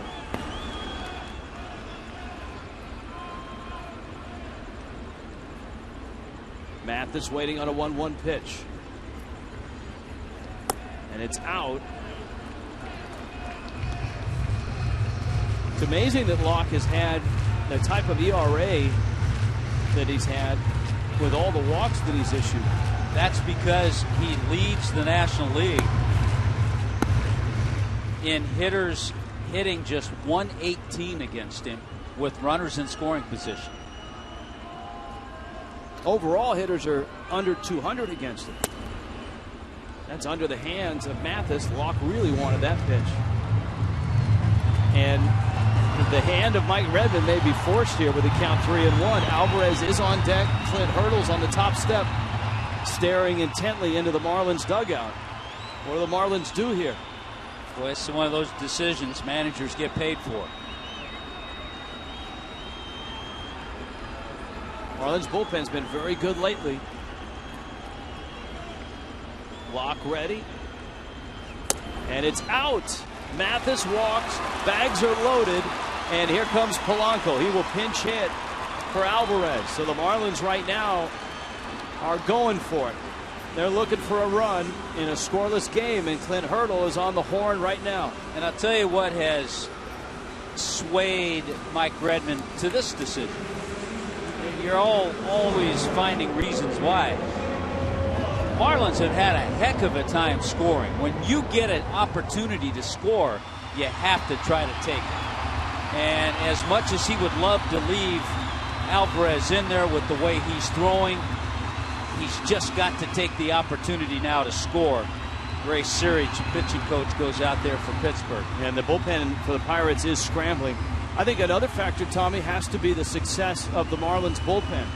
The Marlins pen on the road trip, Milwaukee and Colorado, was splendid for Mike Redmond. And if the bullpen has been shaky, maybe you think twice about pulling a guy who is 72 pitches in and has given up just 2 hits. Well, you get the 7th inning, maybe Ramos. You might have to add a Dan Jennings. Qualls has been outstanding in the 8th.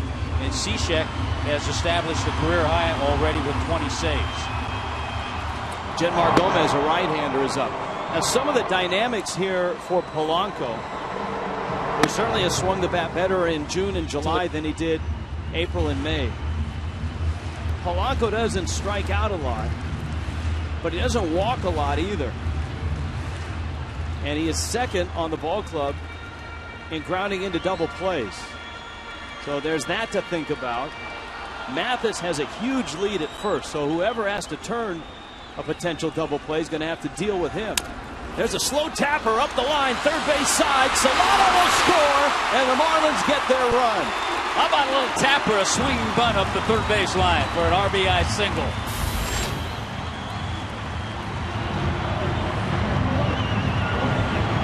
And remember how quickly things happened in the 9th inning for the Marlins yesterday in Denver, scoring 4 times. No play at all for the third baseman, Pedro Alvarez. He thought about going home, but a good jump from Donovan Solano. That helped as well. Echeverria now. And Gomez is not ready yet, and so Locke is still out there. Echeverria is 1 for 3. He's hit the ball hard twice. And he drives it. Gabby Sanchez to second, not in time. Wow. Just a bullet from Echeverria. Sanchez speared it. And now there are 2 outs. That right there, Rich, is at least 2 runs, maybe 3 runs if it gets all the way into the corner. Quick reactions by Gabby Sanchez. An absolute shot. Look how far up the line Gabby was playing. And a good job by Mathis to not get doubled off second base. Keep the inning alive. Yelich now 1 for 3. Singled in the first, struck out in the third, bounced out in the 5th. A Marlin at every base, a run across, finally. And Yelich takes in. Now here's the other dynamic now. Polanco doesn't walk a lot, but Yelich does. And you have a good on-base guy, and you have a guy on the mound who's walked 6. That's amazing. 5 1/3 innings. Locke has given up 1 run, and he's walked 6. Struck out 7. Ground ball up the middle. Walker towards the bag, gets the out, and the Pirates finish the inning, but the Marlins get on the board. A solitary run. Now the question is, can the bullpen hold it?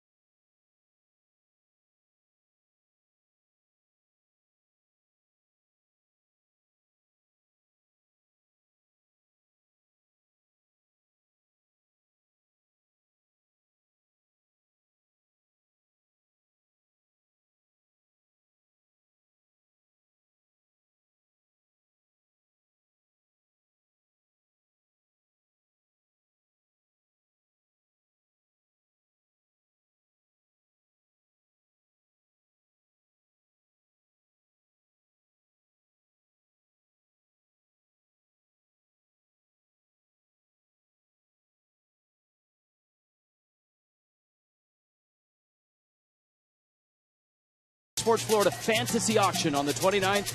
Marlins Mets here on Fox Sports Florida. It's a great event, and you can watch it right here. Bid on exclusive prizes and packages, Royal Caribbean Cruise, Big Tommy Hutton Golf Experience with Callaway Clubs, Fox Sports Suite Experience.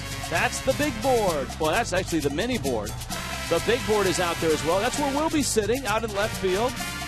Craig will be manning the big board. And it's all presented by the Clevelander this year.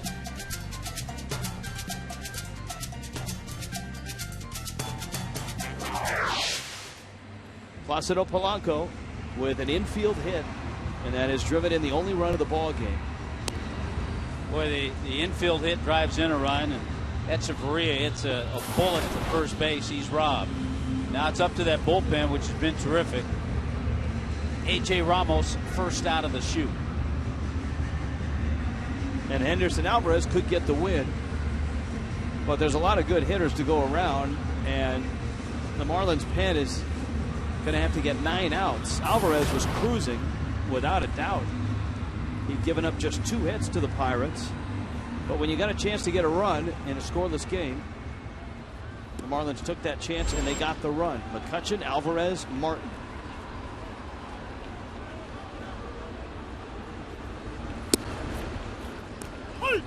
How good has the bullpen been?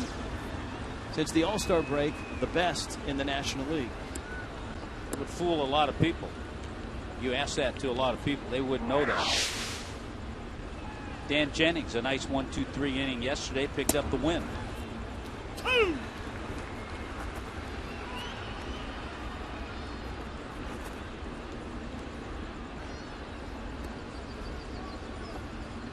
McCutchen is struck out, lined out. 0-2 coming from Ramos. And A.J. misses down low. Ramos and his bullpen mates had to work yesterday. Dan Jennings, Chad Qualls, and Steve Cishek all with a scoreless inning. Kevin Slowey gave up 3 runs in the 9th while trying to hold a 5-0 lead. And a swing and a miss, and Ramos heats up at 96.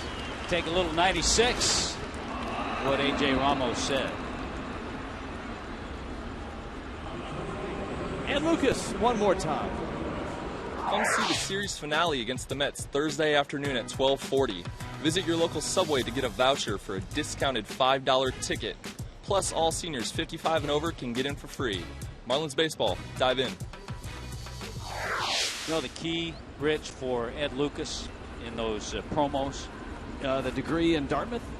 Well, that helps. And I'll tell you why it helps is because he had to read the handwriting of our producer, John Sulzer. Which is not easy. John Sulzer, the award-winning, critically acclaimed, generally well-liked producer of Marlins baseball. And he prepared the cue cards for Ed Lucas. And a Dartmouth Normally degree. that would be a job performed by Cassie Allen, who just gave birth the other day. That's right. Cassie usually does that. She wasn't here. John Sulzer had to do it. Ed Lucas tolerated it.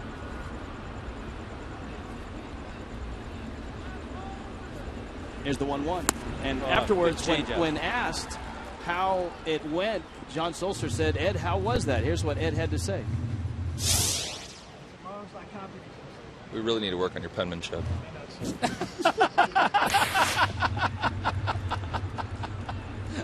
Dartmouth meet Florida, the University of.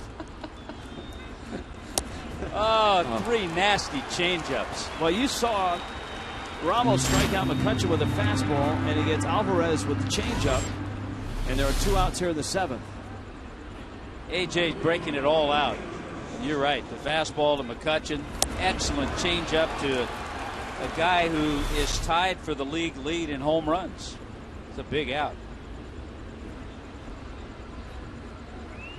Russell Martin. Martin has bounced out, struck out, and Ramos misses away. The bunt single by Marte in the 6th was the first hit since Jordy Mercer's single in the 3rd. And that's it for the Pirates tonight. A little slide piece, as they like to say.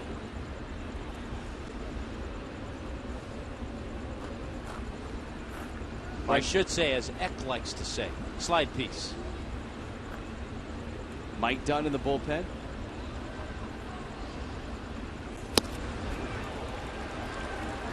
Well, this has been impressive for AJ. Martin didn't look too comfortable after that swing. It almost looked like he tweaked something.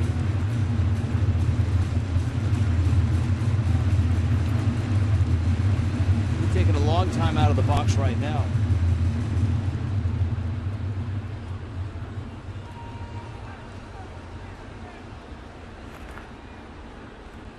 Ramos 1-2. No swing. Here's the previous swing by Russell Martin.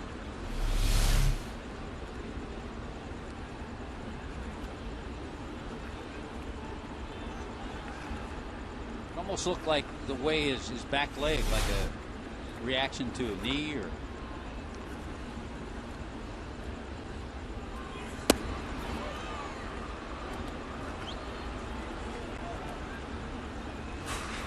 Three and two.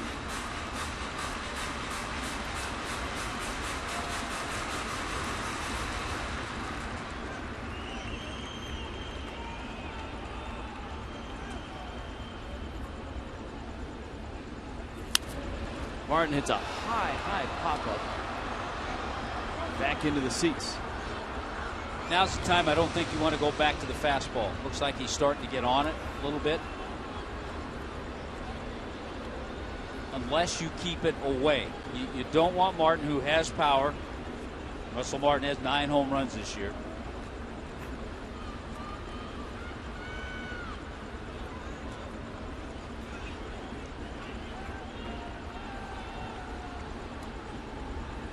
And he went with the Pretty ball. Oh, pretty. Ramos knew it. Martin knew it. And A.J. Ramos strikes out the side in the 7th. Fastball, changeup, curveball.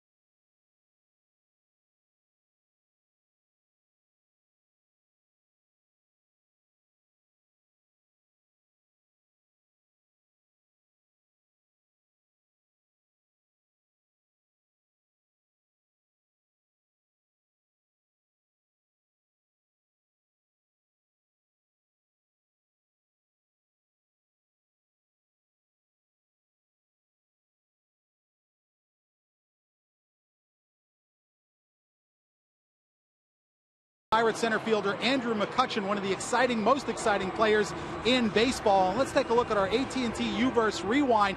First 5 years in the big leagues as a Pittsburgh Pirate. How about the numbers comparing Andrew McCutchen? Remember Barry Bonds, a lot of people think of him as a Giant. Of course, he had many years there, but he started as a Pirate. Look at the average, the edge to McCutchen. The home runs and runs batted in, very similar. Runs scored, very similar. Bonds has a pretty big edge in stolen bases, but very similar numbers through 674 big league games the first 5 seasons as a member of the Pittsburgh Pirates. That's our AT&T U-verse rewind of the night. Rich and Tommy. Thank you, Frank. Obviously, from that point forward, Barry Bonds took a decidedly different direction. Well, in a lot of ways. Yeah, in a lot of ways. And Bonds, of course, doing it in Three Rivers, and McCutchen doing it at PNC Park. Giancarlo Stanton, Ed Lucas, and Logan Morrison. So while Henderson Alvarez was pitching better than Jeff Locke, he came out of the ballgame because the Marlins had an opportunity to get a run, and they got that run on a pinch hit infield single by Placido Polanco. Locke remains, though Genmar Gomez is up for the 2nd time. Stanton 2 walks and a single. And Locke doesn't look too interested in throwing him anything of significance right now.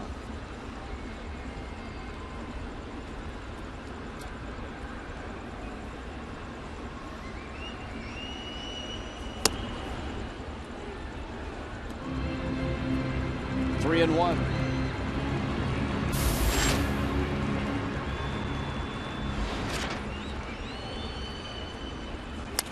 Stanton, left field. That's deep. Back goes Marte.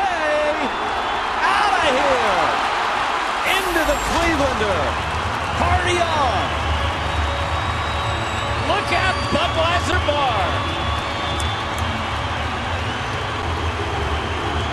And that is why Locke didn't want to throw Stanton many strikes. His 12th of the season.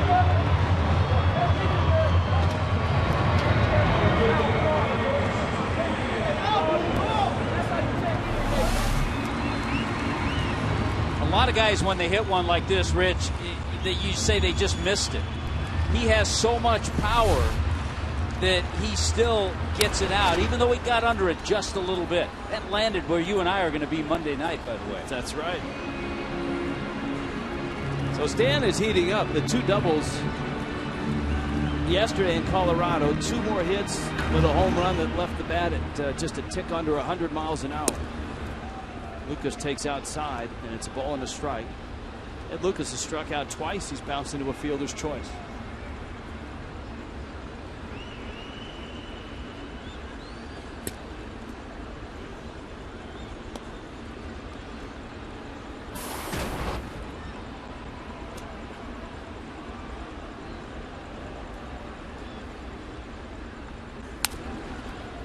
One swing of the bat by Giancarlo Stanton, a little breathing room.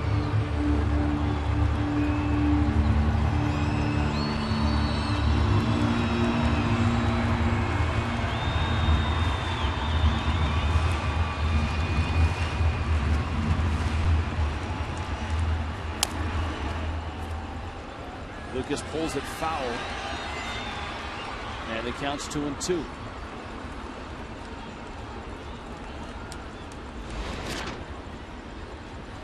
Logan Morrison is next. 8 hits now for Miami. Clint Hurdle. And the Pirates down 2-0.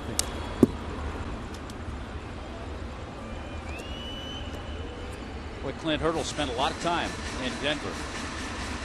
He was manager of the Rockies a little over 7 years. He was their hitting coach for 6 seasons. People forget that he was the hitting coach for the Rangers the first World Series year in 2010 before he got this job. Struck him out. Fastball inside corner. Locke gets Lucas for the 3rd time tonight on strikes. And here comes Morrison. That ties a career high now with 8 strikeouts for Jeff Locke.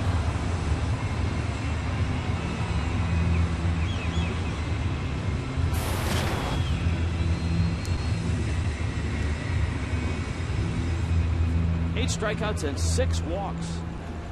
It's a crazy line for Jeff Locke.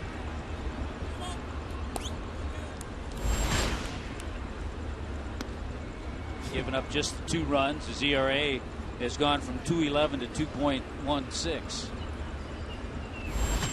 107th pitch coming up.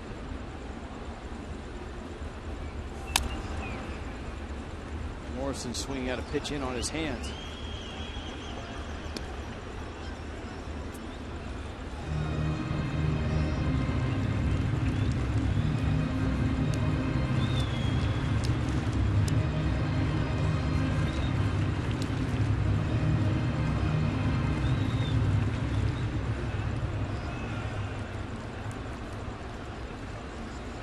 Breaking ball. Morrison goes down.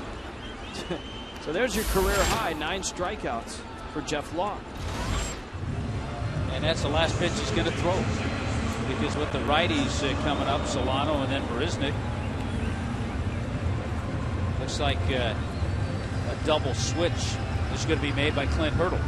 Russell Martin still isn't. Yeah, see, he's going to come out. McHenry's going to come in. He's still not moving all that well. Michael McHenry comes off the bench.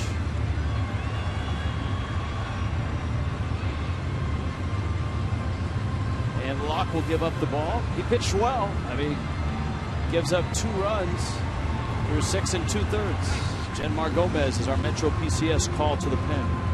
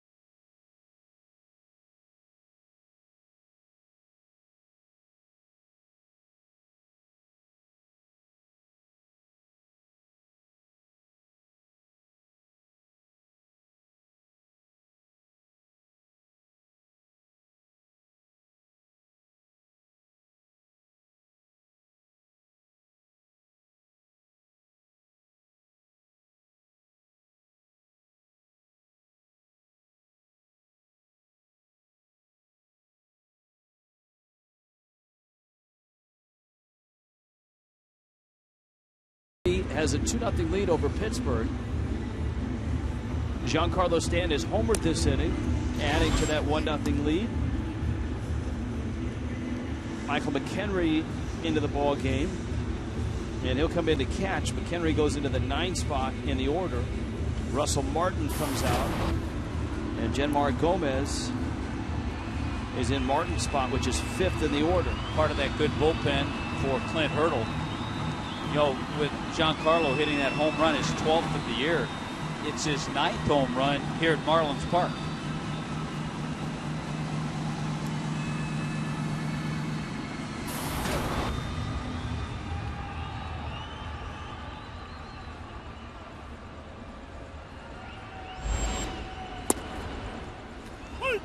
Donovan Solano now. Solano in this game has walked, and he was the one that came across to score on the Polanco hit.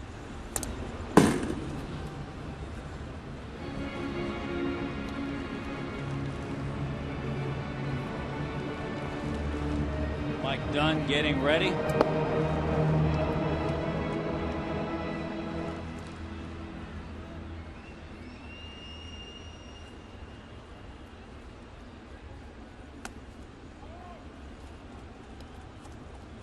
Gomez misses away. As Tommy pointed out, Solano a nice series in Colorado with Derek Dietrich being sent down. Solano back to being the everyday second baseman. But I think Solano understands that he won't have that job for long unless he produces, because Dietrich showed great power, a very steady glove. And so if Dietrich puts it together and starts hitting, then that competition is on. Alvarez throws out Solano, and the inning is over. But when it started with a bang. Giancarlo Stanton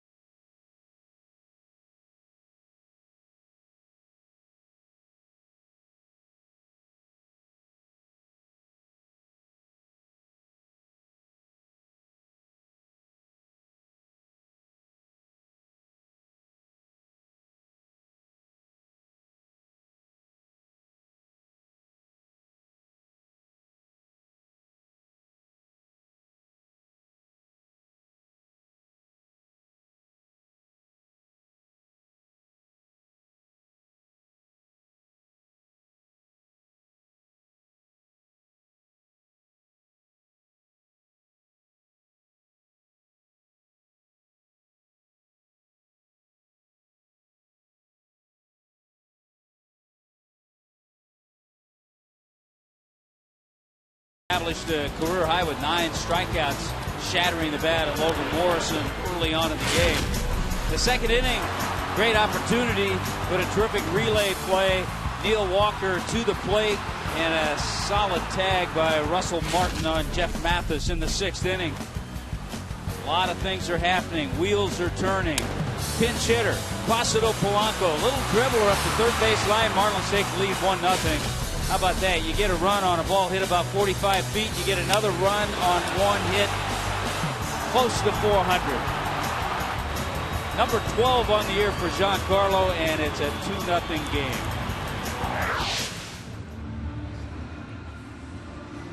Stanton and the Marlins hoping that the bullpen continues to stay hot. Mike Dunn.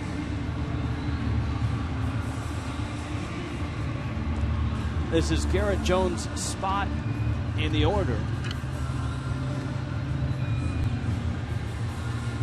But it looks like the Pirates are going to go with a pinch hitter here. Josh Harrison comes to the plate. Well, Mike Redmond makes a move to the lefty. So Clint Hurdle gets his lefty bat out of there, and Jones goes with Harrison.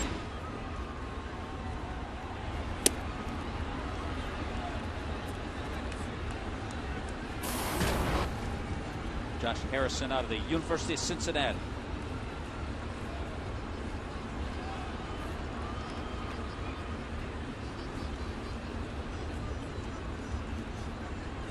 Spent a full season in the big leagues last year, his first one. And Dunn gets a strike. 26-year-old and a Cincinnati native. And he came over from the Cubs in a 2-pitcher deal. John Grabo and Tom Gorzolani going from the Pirates to the Cubs. Chad Qualls in the bullpen. 1, 2, 3.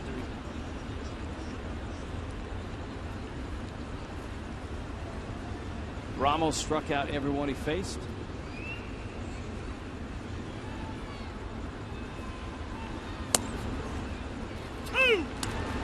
Dunn has strike 2.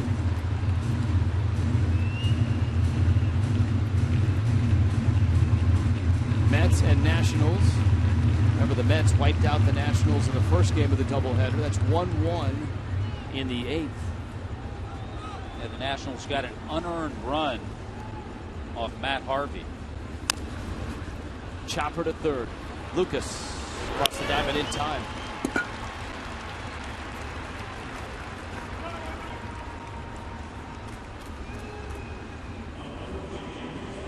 Tonight's Cold Hard Fact is brought to you by Frost Brewed Coors Light.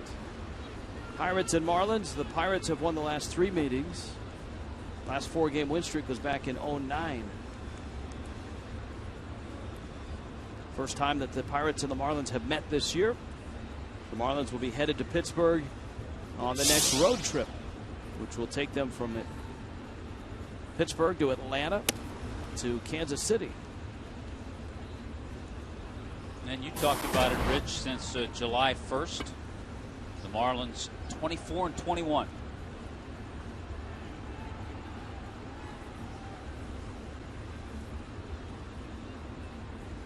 Pirates have cooled off a little bit. They had that streak. They won 9 straight. Since that time, they've gone 9-10. The Braves have the Cardinals tonight and have a 3-1 lead in that ball game. That's in the bottom of the 6th. You would look at that matchup and say maybe a future postseason matchup. The Braves and the Cardinals. Jason Hayward has hit his 8th. Yadier Molina has hit his 8th.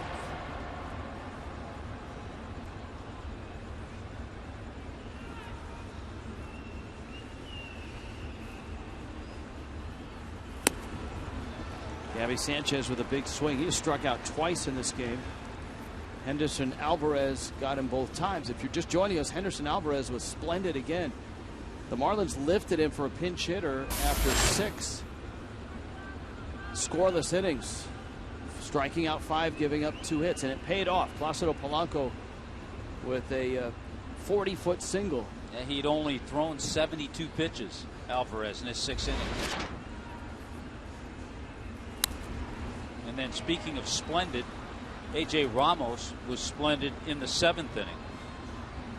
Struck out the side.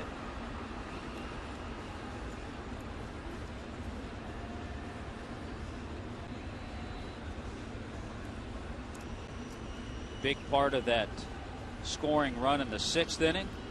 First major league hit for Jake Marisnick.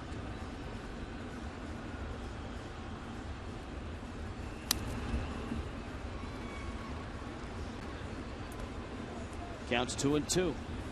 That's right. That is one of the highlights of the night for the Marlins. Their rookie center fielder snapping an 0 for 14 to open up his career.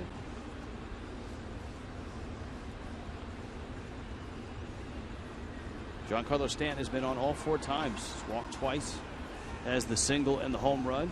Jeff Mathis has been on all 3 times. 2 walks and a single. And Dunn, after getting out in front, has gone full on Gabby Sanchez.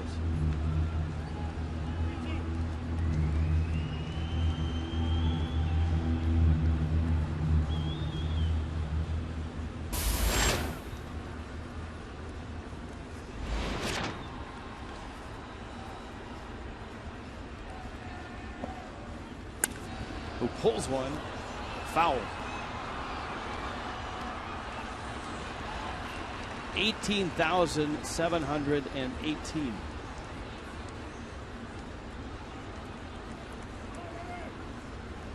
The attendance tonight.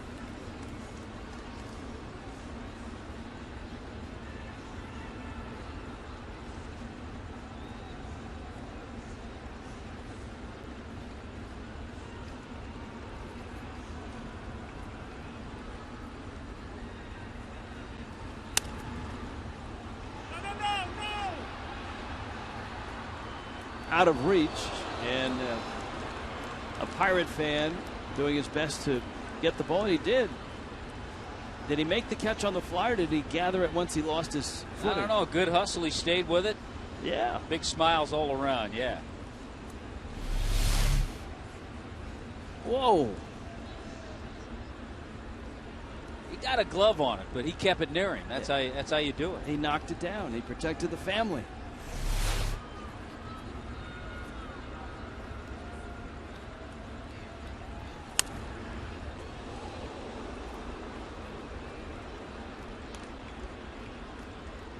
John Tuitu, our third base camera operator, who tonight is decked out in a Notre Dame t-shirt. That ball sailed over his head. Sailed might not be the right adjective, though. I noticed last week he was wearing a UC Davis baseball shirt. He did. I saw that.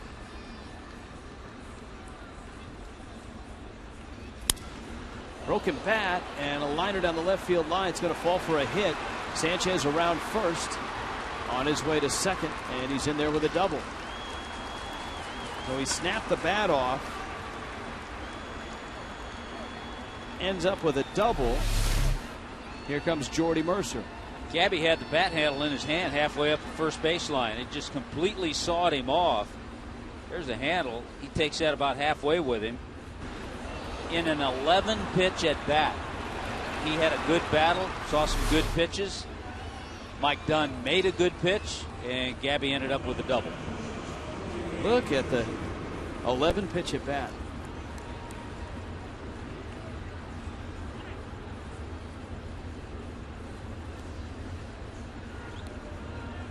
Michael Redmond out of the dugout. And I think with Chad Qualls ready and Jordy Mercer up, Redmond is going to make a change.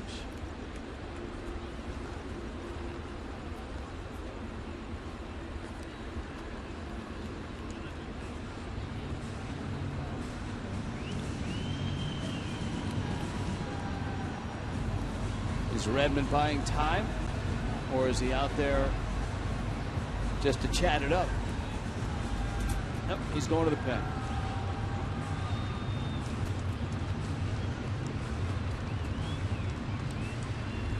Mike Dunn out, 2-0 Marlins. Chad Qualls, Metro PCS called to the pen.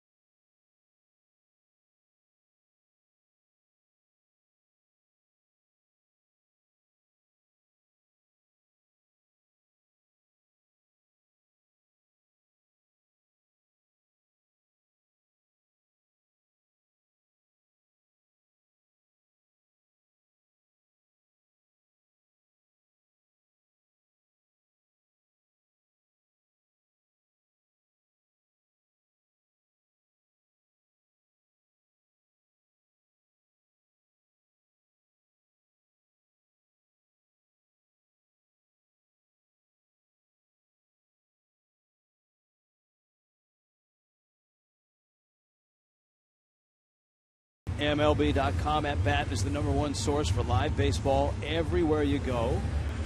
Available for iPhone, iPad, Android, and BlackBerry 10. At bat delivers Marlins baseball with live audio, pitch tracking, stats news, highlights, and more. Text at bat to 31826 or go to Marlins.com for details. Once the announcement was made, the call to the bullpen to bring in Chad Qualls, Clint Hurdle went to his bench, and he's going to send up lefty Travis Snider. But what a run that Chad Qualls has been on.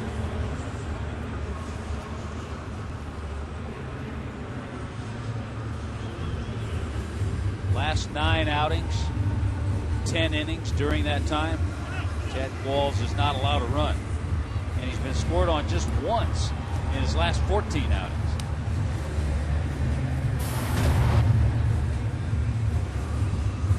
So here is Snider, the native of Kirkland, Washington, just outside of Seattle.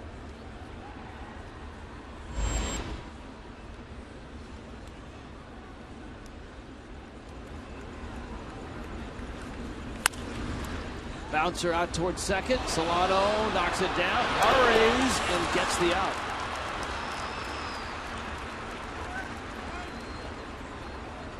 Two outs. That ball was hit hard, and Solano stayed with it.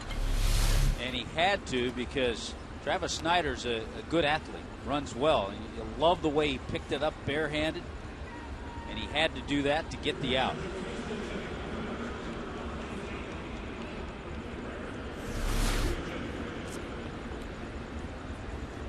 And because the double switch was made, McHenry, a right-handed hitter, you're not going to see Clint Hurdle pinch hitting from him.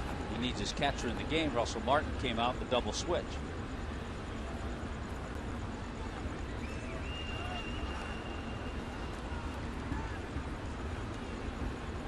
For a guy that's a backup catcher, McHenry has a lot of pine tar on his helmet.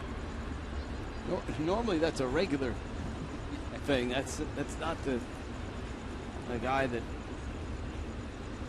comes up off the bench and makes an occasional start.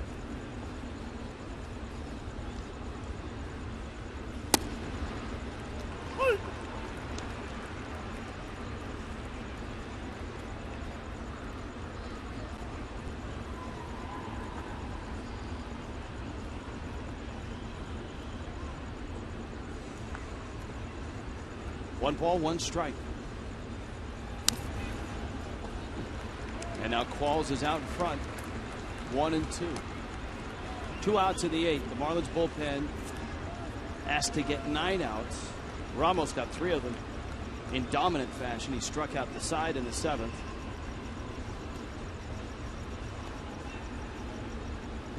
Dunn got 1, gave up the double to Gabby Sanchez.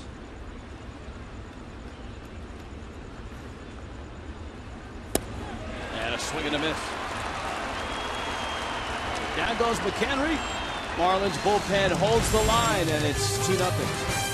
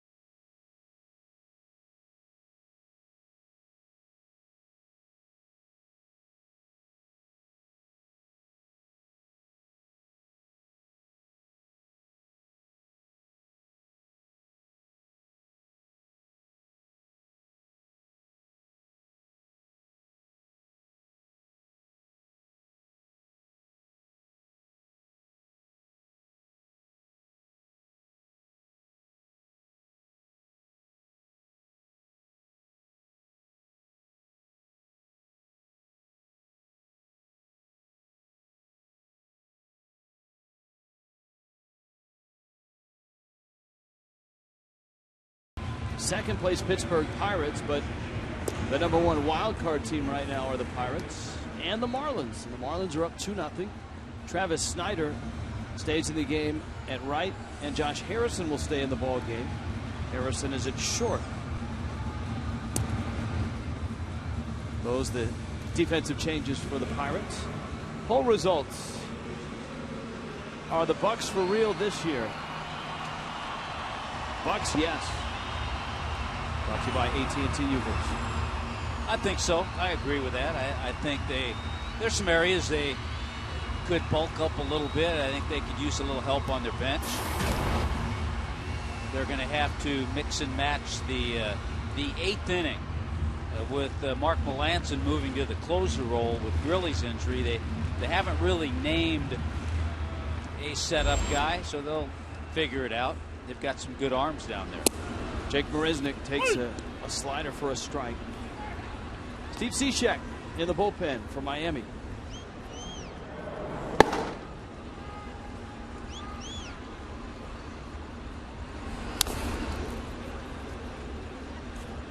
Oh, 0-2. Marisnick's first major league hit. A single up the middle off of Jeff Locke. Locke pitched well in this game, 6 2/3, and gave up just 2 runs.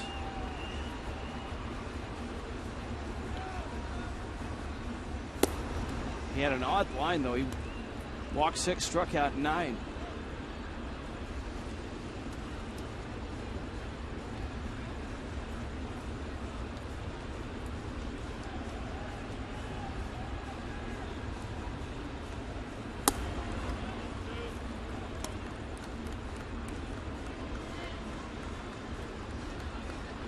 Two balls, 2 strikes. Actually, a couple of good swings tonight from Marisnick. The hard one hopper he hit in the second inning to short.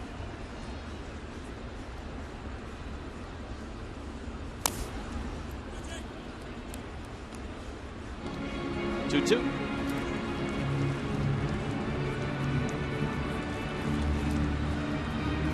Pitching matchup tomorrow night. Tom Kohler, Charlie Morton. Morton, a kind of a Roy Halladay type two-seamer single coming off Tommy John surgery. And Tom Kohler coming off a terrific start. That takes Gabby Sanchez way off the bag, and his throw, Gomez makes a nifty play, reaches back, and then sort of slid across the bag. Boy, when you see that play, the pitcher reaching back, you think of a couple of nights ago that awful injury to Atlanta's veteran right-hander Tim Hudson. Gabby always covered a lot of ground, terrific first baseman, and a nice play by Gomez to get to the bag and stay on the bag, and then a little slip, but got the out. Here comes Mathis. On base all 3 times.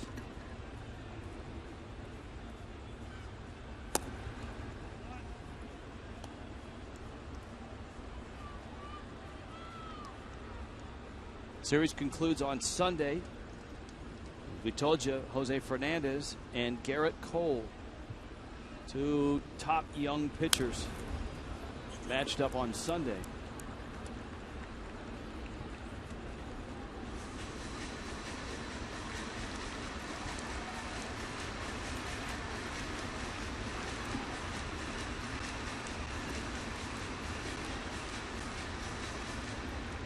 This is a long homestand for the Marlins. The Mets for 4. That's a 4-gamer. Alvarez throws him out. And there are 2 outs. And then after the Mets, Marlins get a look at the Cleveland Indians. The Indians coming into play today, just 3 games behind Detroit in that American League Central.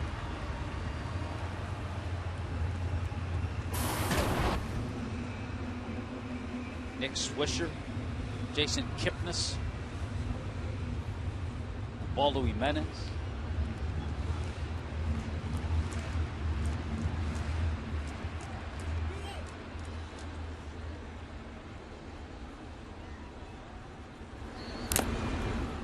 Juan Pierre gets the at bat here.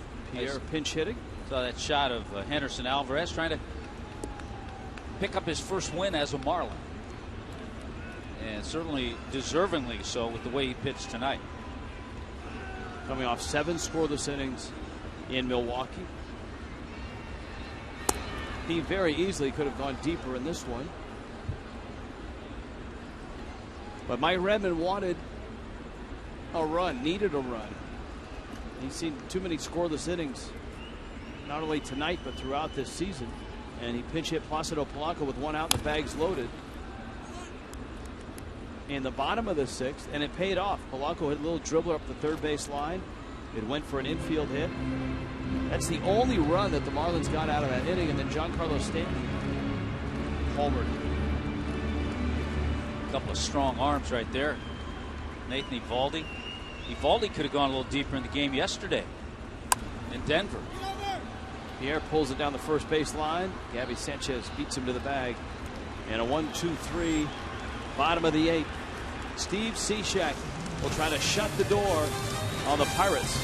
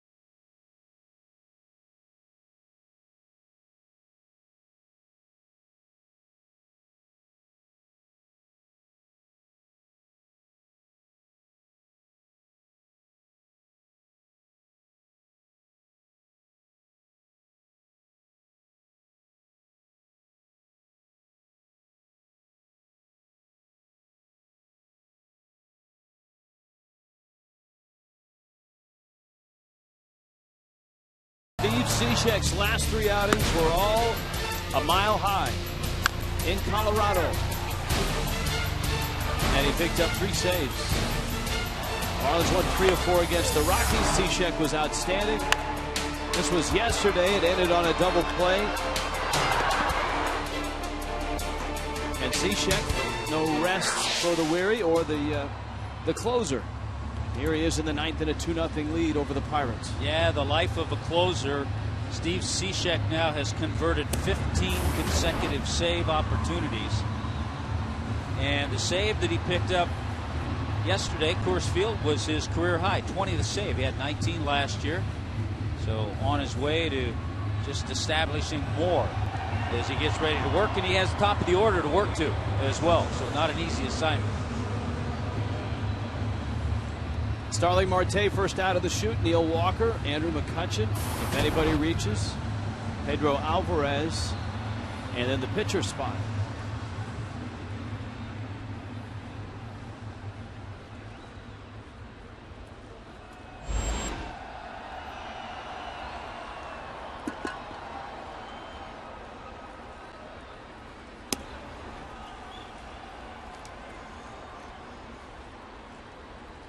Starling Marte, a bunt single in the 6th.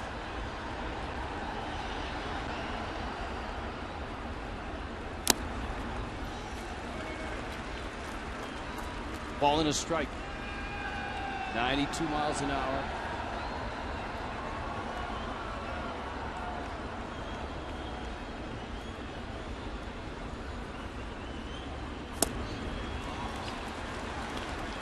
Marlins Live presented by Checkers. Frank Ford, Jeff Conine. Live from center field. Steve Cishek has converted 15 consecutive save opportunities. It's a career best. Only 2 other relievers in the big leagues have a better run right now. Greg Holland and Craig Kimbrell each have 18 straight. Fernando Rodney also has 15, just like Cishek. 2-2 coming to Marte.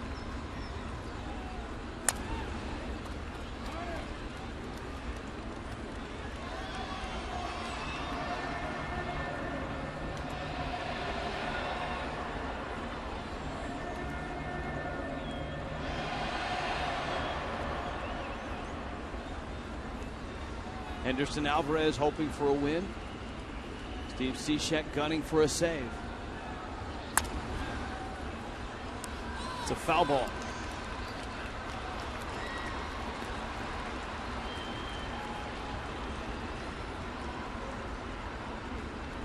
And one more reminder. Fantasy auction tickets. There are operators tonight that can not only talk to you about the event, but sell you tickets on the phone. 305-480-2550. Come on out and spend Monday against the Mets with us right out there, right in the middle of it. We'll be right down field level.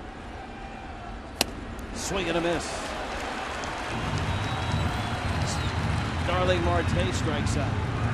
Yeah, be right under that 386 sign, right in this area. We're going to be. Look at that! Wow, that's where we're going to be. Tommy Hutton, see, that's what Tommy did in his All-Star break. He took an advanced course in telestration, where if you just go like that, you get a circle. You get all kinds of things. Now wait a minute, I don't think you could do that again, can you? What, the circle? Yeah. That's too crucial part of the game to try that right now. You're right. Neil Walker's up. He's 0 for 3. We'll leave that one alone. Cishek made too good of a pitch to get Marte. That's true. You don't want to circle that. Walker in the 2 spot.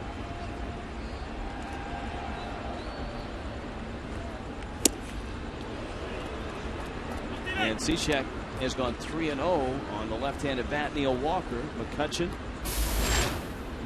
And the scary part of the inning, if it gets that far, is Pedro Alvarez, a left-handed bat, who's tied for the league lead in home runs.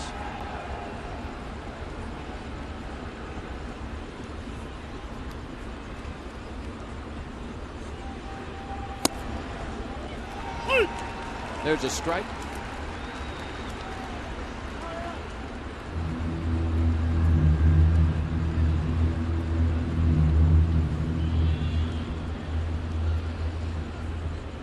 Now the 3-1 from Cishek. He works his way back to 3-2. Boy, that's 91 with some really good movement and location.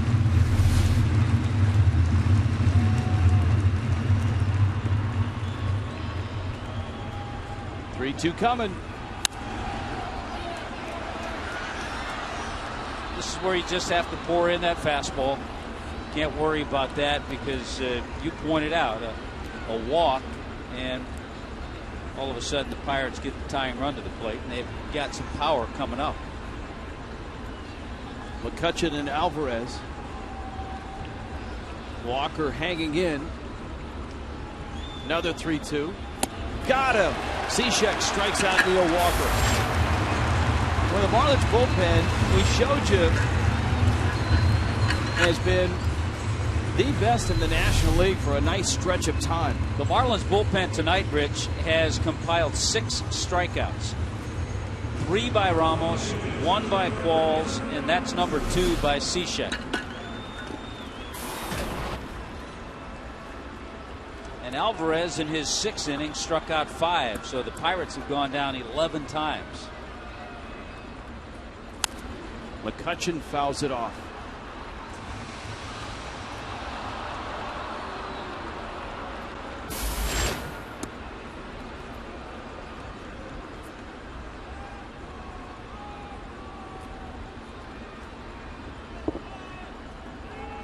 Oh, 1 pitch. A ball and a strike. McCutchen struck out twice, line to center. Pittsburgh has just 3 hits tonight. They've left just 3 on.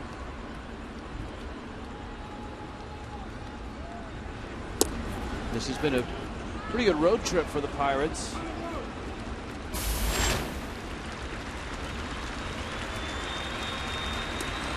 They lost a walk-off in Washington.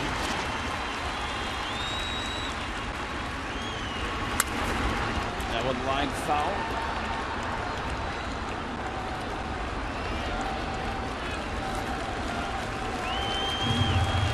They had a 4-game win streak going into yesterday. A strike away is Cishek from 16 consecutive saves.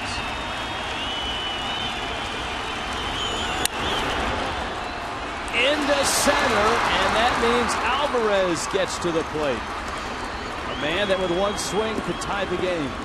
Andrew McCutchen with a 2-out single to center. That was a nice battle by McCutchen. His first base hit of the night, only the 4th base hit for the Pirates. There's a look at what Alvarez can do, and what he can do is some damage. Tied with Carlos Gonzalez for the home run lead, home run hitting contests. Alvarez, in a game that I called about 3 weeks ago, nearly hit a ball into the river. Had it not hit the trees, it would have made it to the river and been only the 2nd ball to get from home plate to the river by a Pirate. On the ground into right field. That's a base hit. Stanton will pick it up. McCutchen racing to 3rd. Alvarez has a hit, and the Pirates are still alive.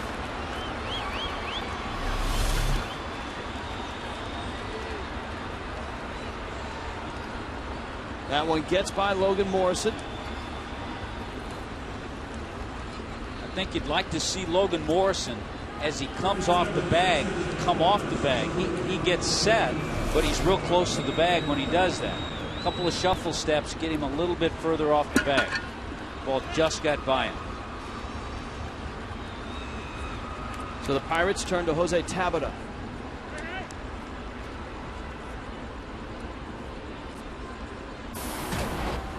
habit of the 24-year-old Venezuelan.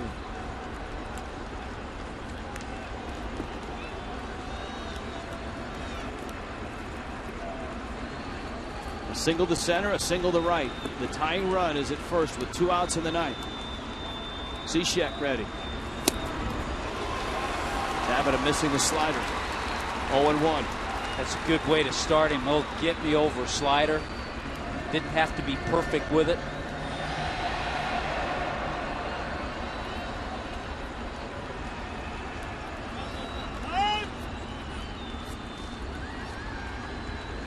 Tabata steps out. Henderson Alvarez waiting, watching, hoping that the bullpen can deliver the win.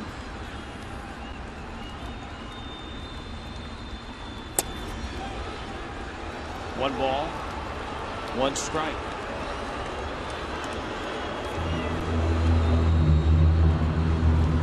AJ Ramos handled the 7th. Mike Dunn for an out. Chad Qualls for 2. The 8th. Cishek struck the first 2 hitters out. 1-1 ground ball. Solano has it. Ball game, and the Marlins win it. Cishek has shut the door a career high 16 straight times. And Henderson Alvarez, his first win as a Marlin. The incredible run of starting pitching continues for Miami. Giancarlo Stanton goes deep, knocks one into the Clevelander. Placido Polanco, a pinch hit RBI single, and just like that, the Marlins have a 2-0 win, a shutout win, with Alvarez for 6, the bullpen for 3. Miami gets game 1 of this 3-game set.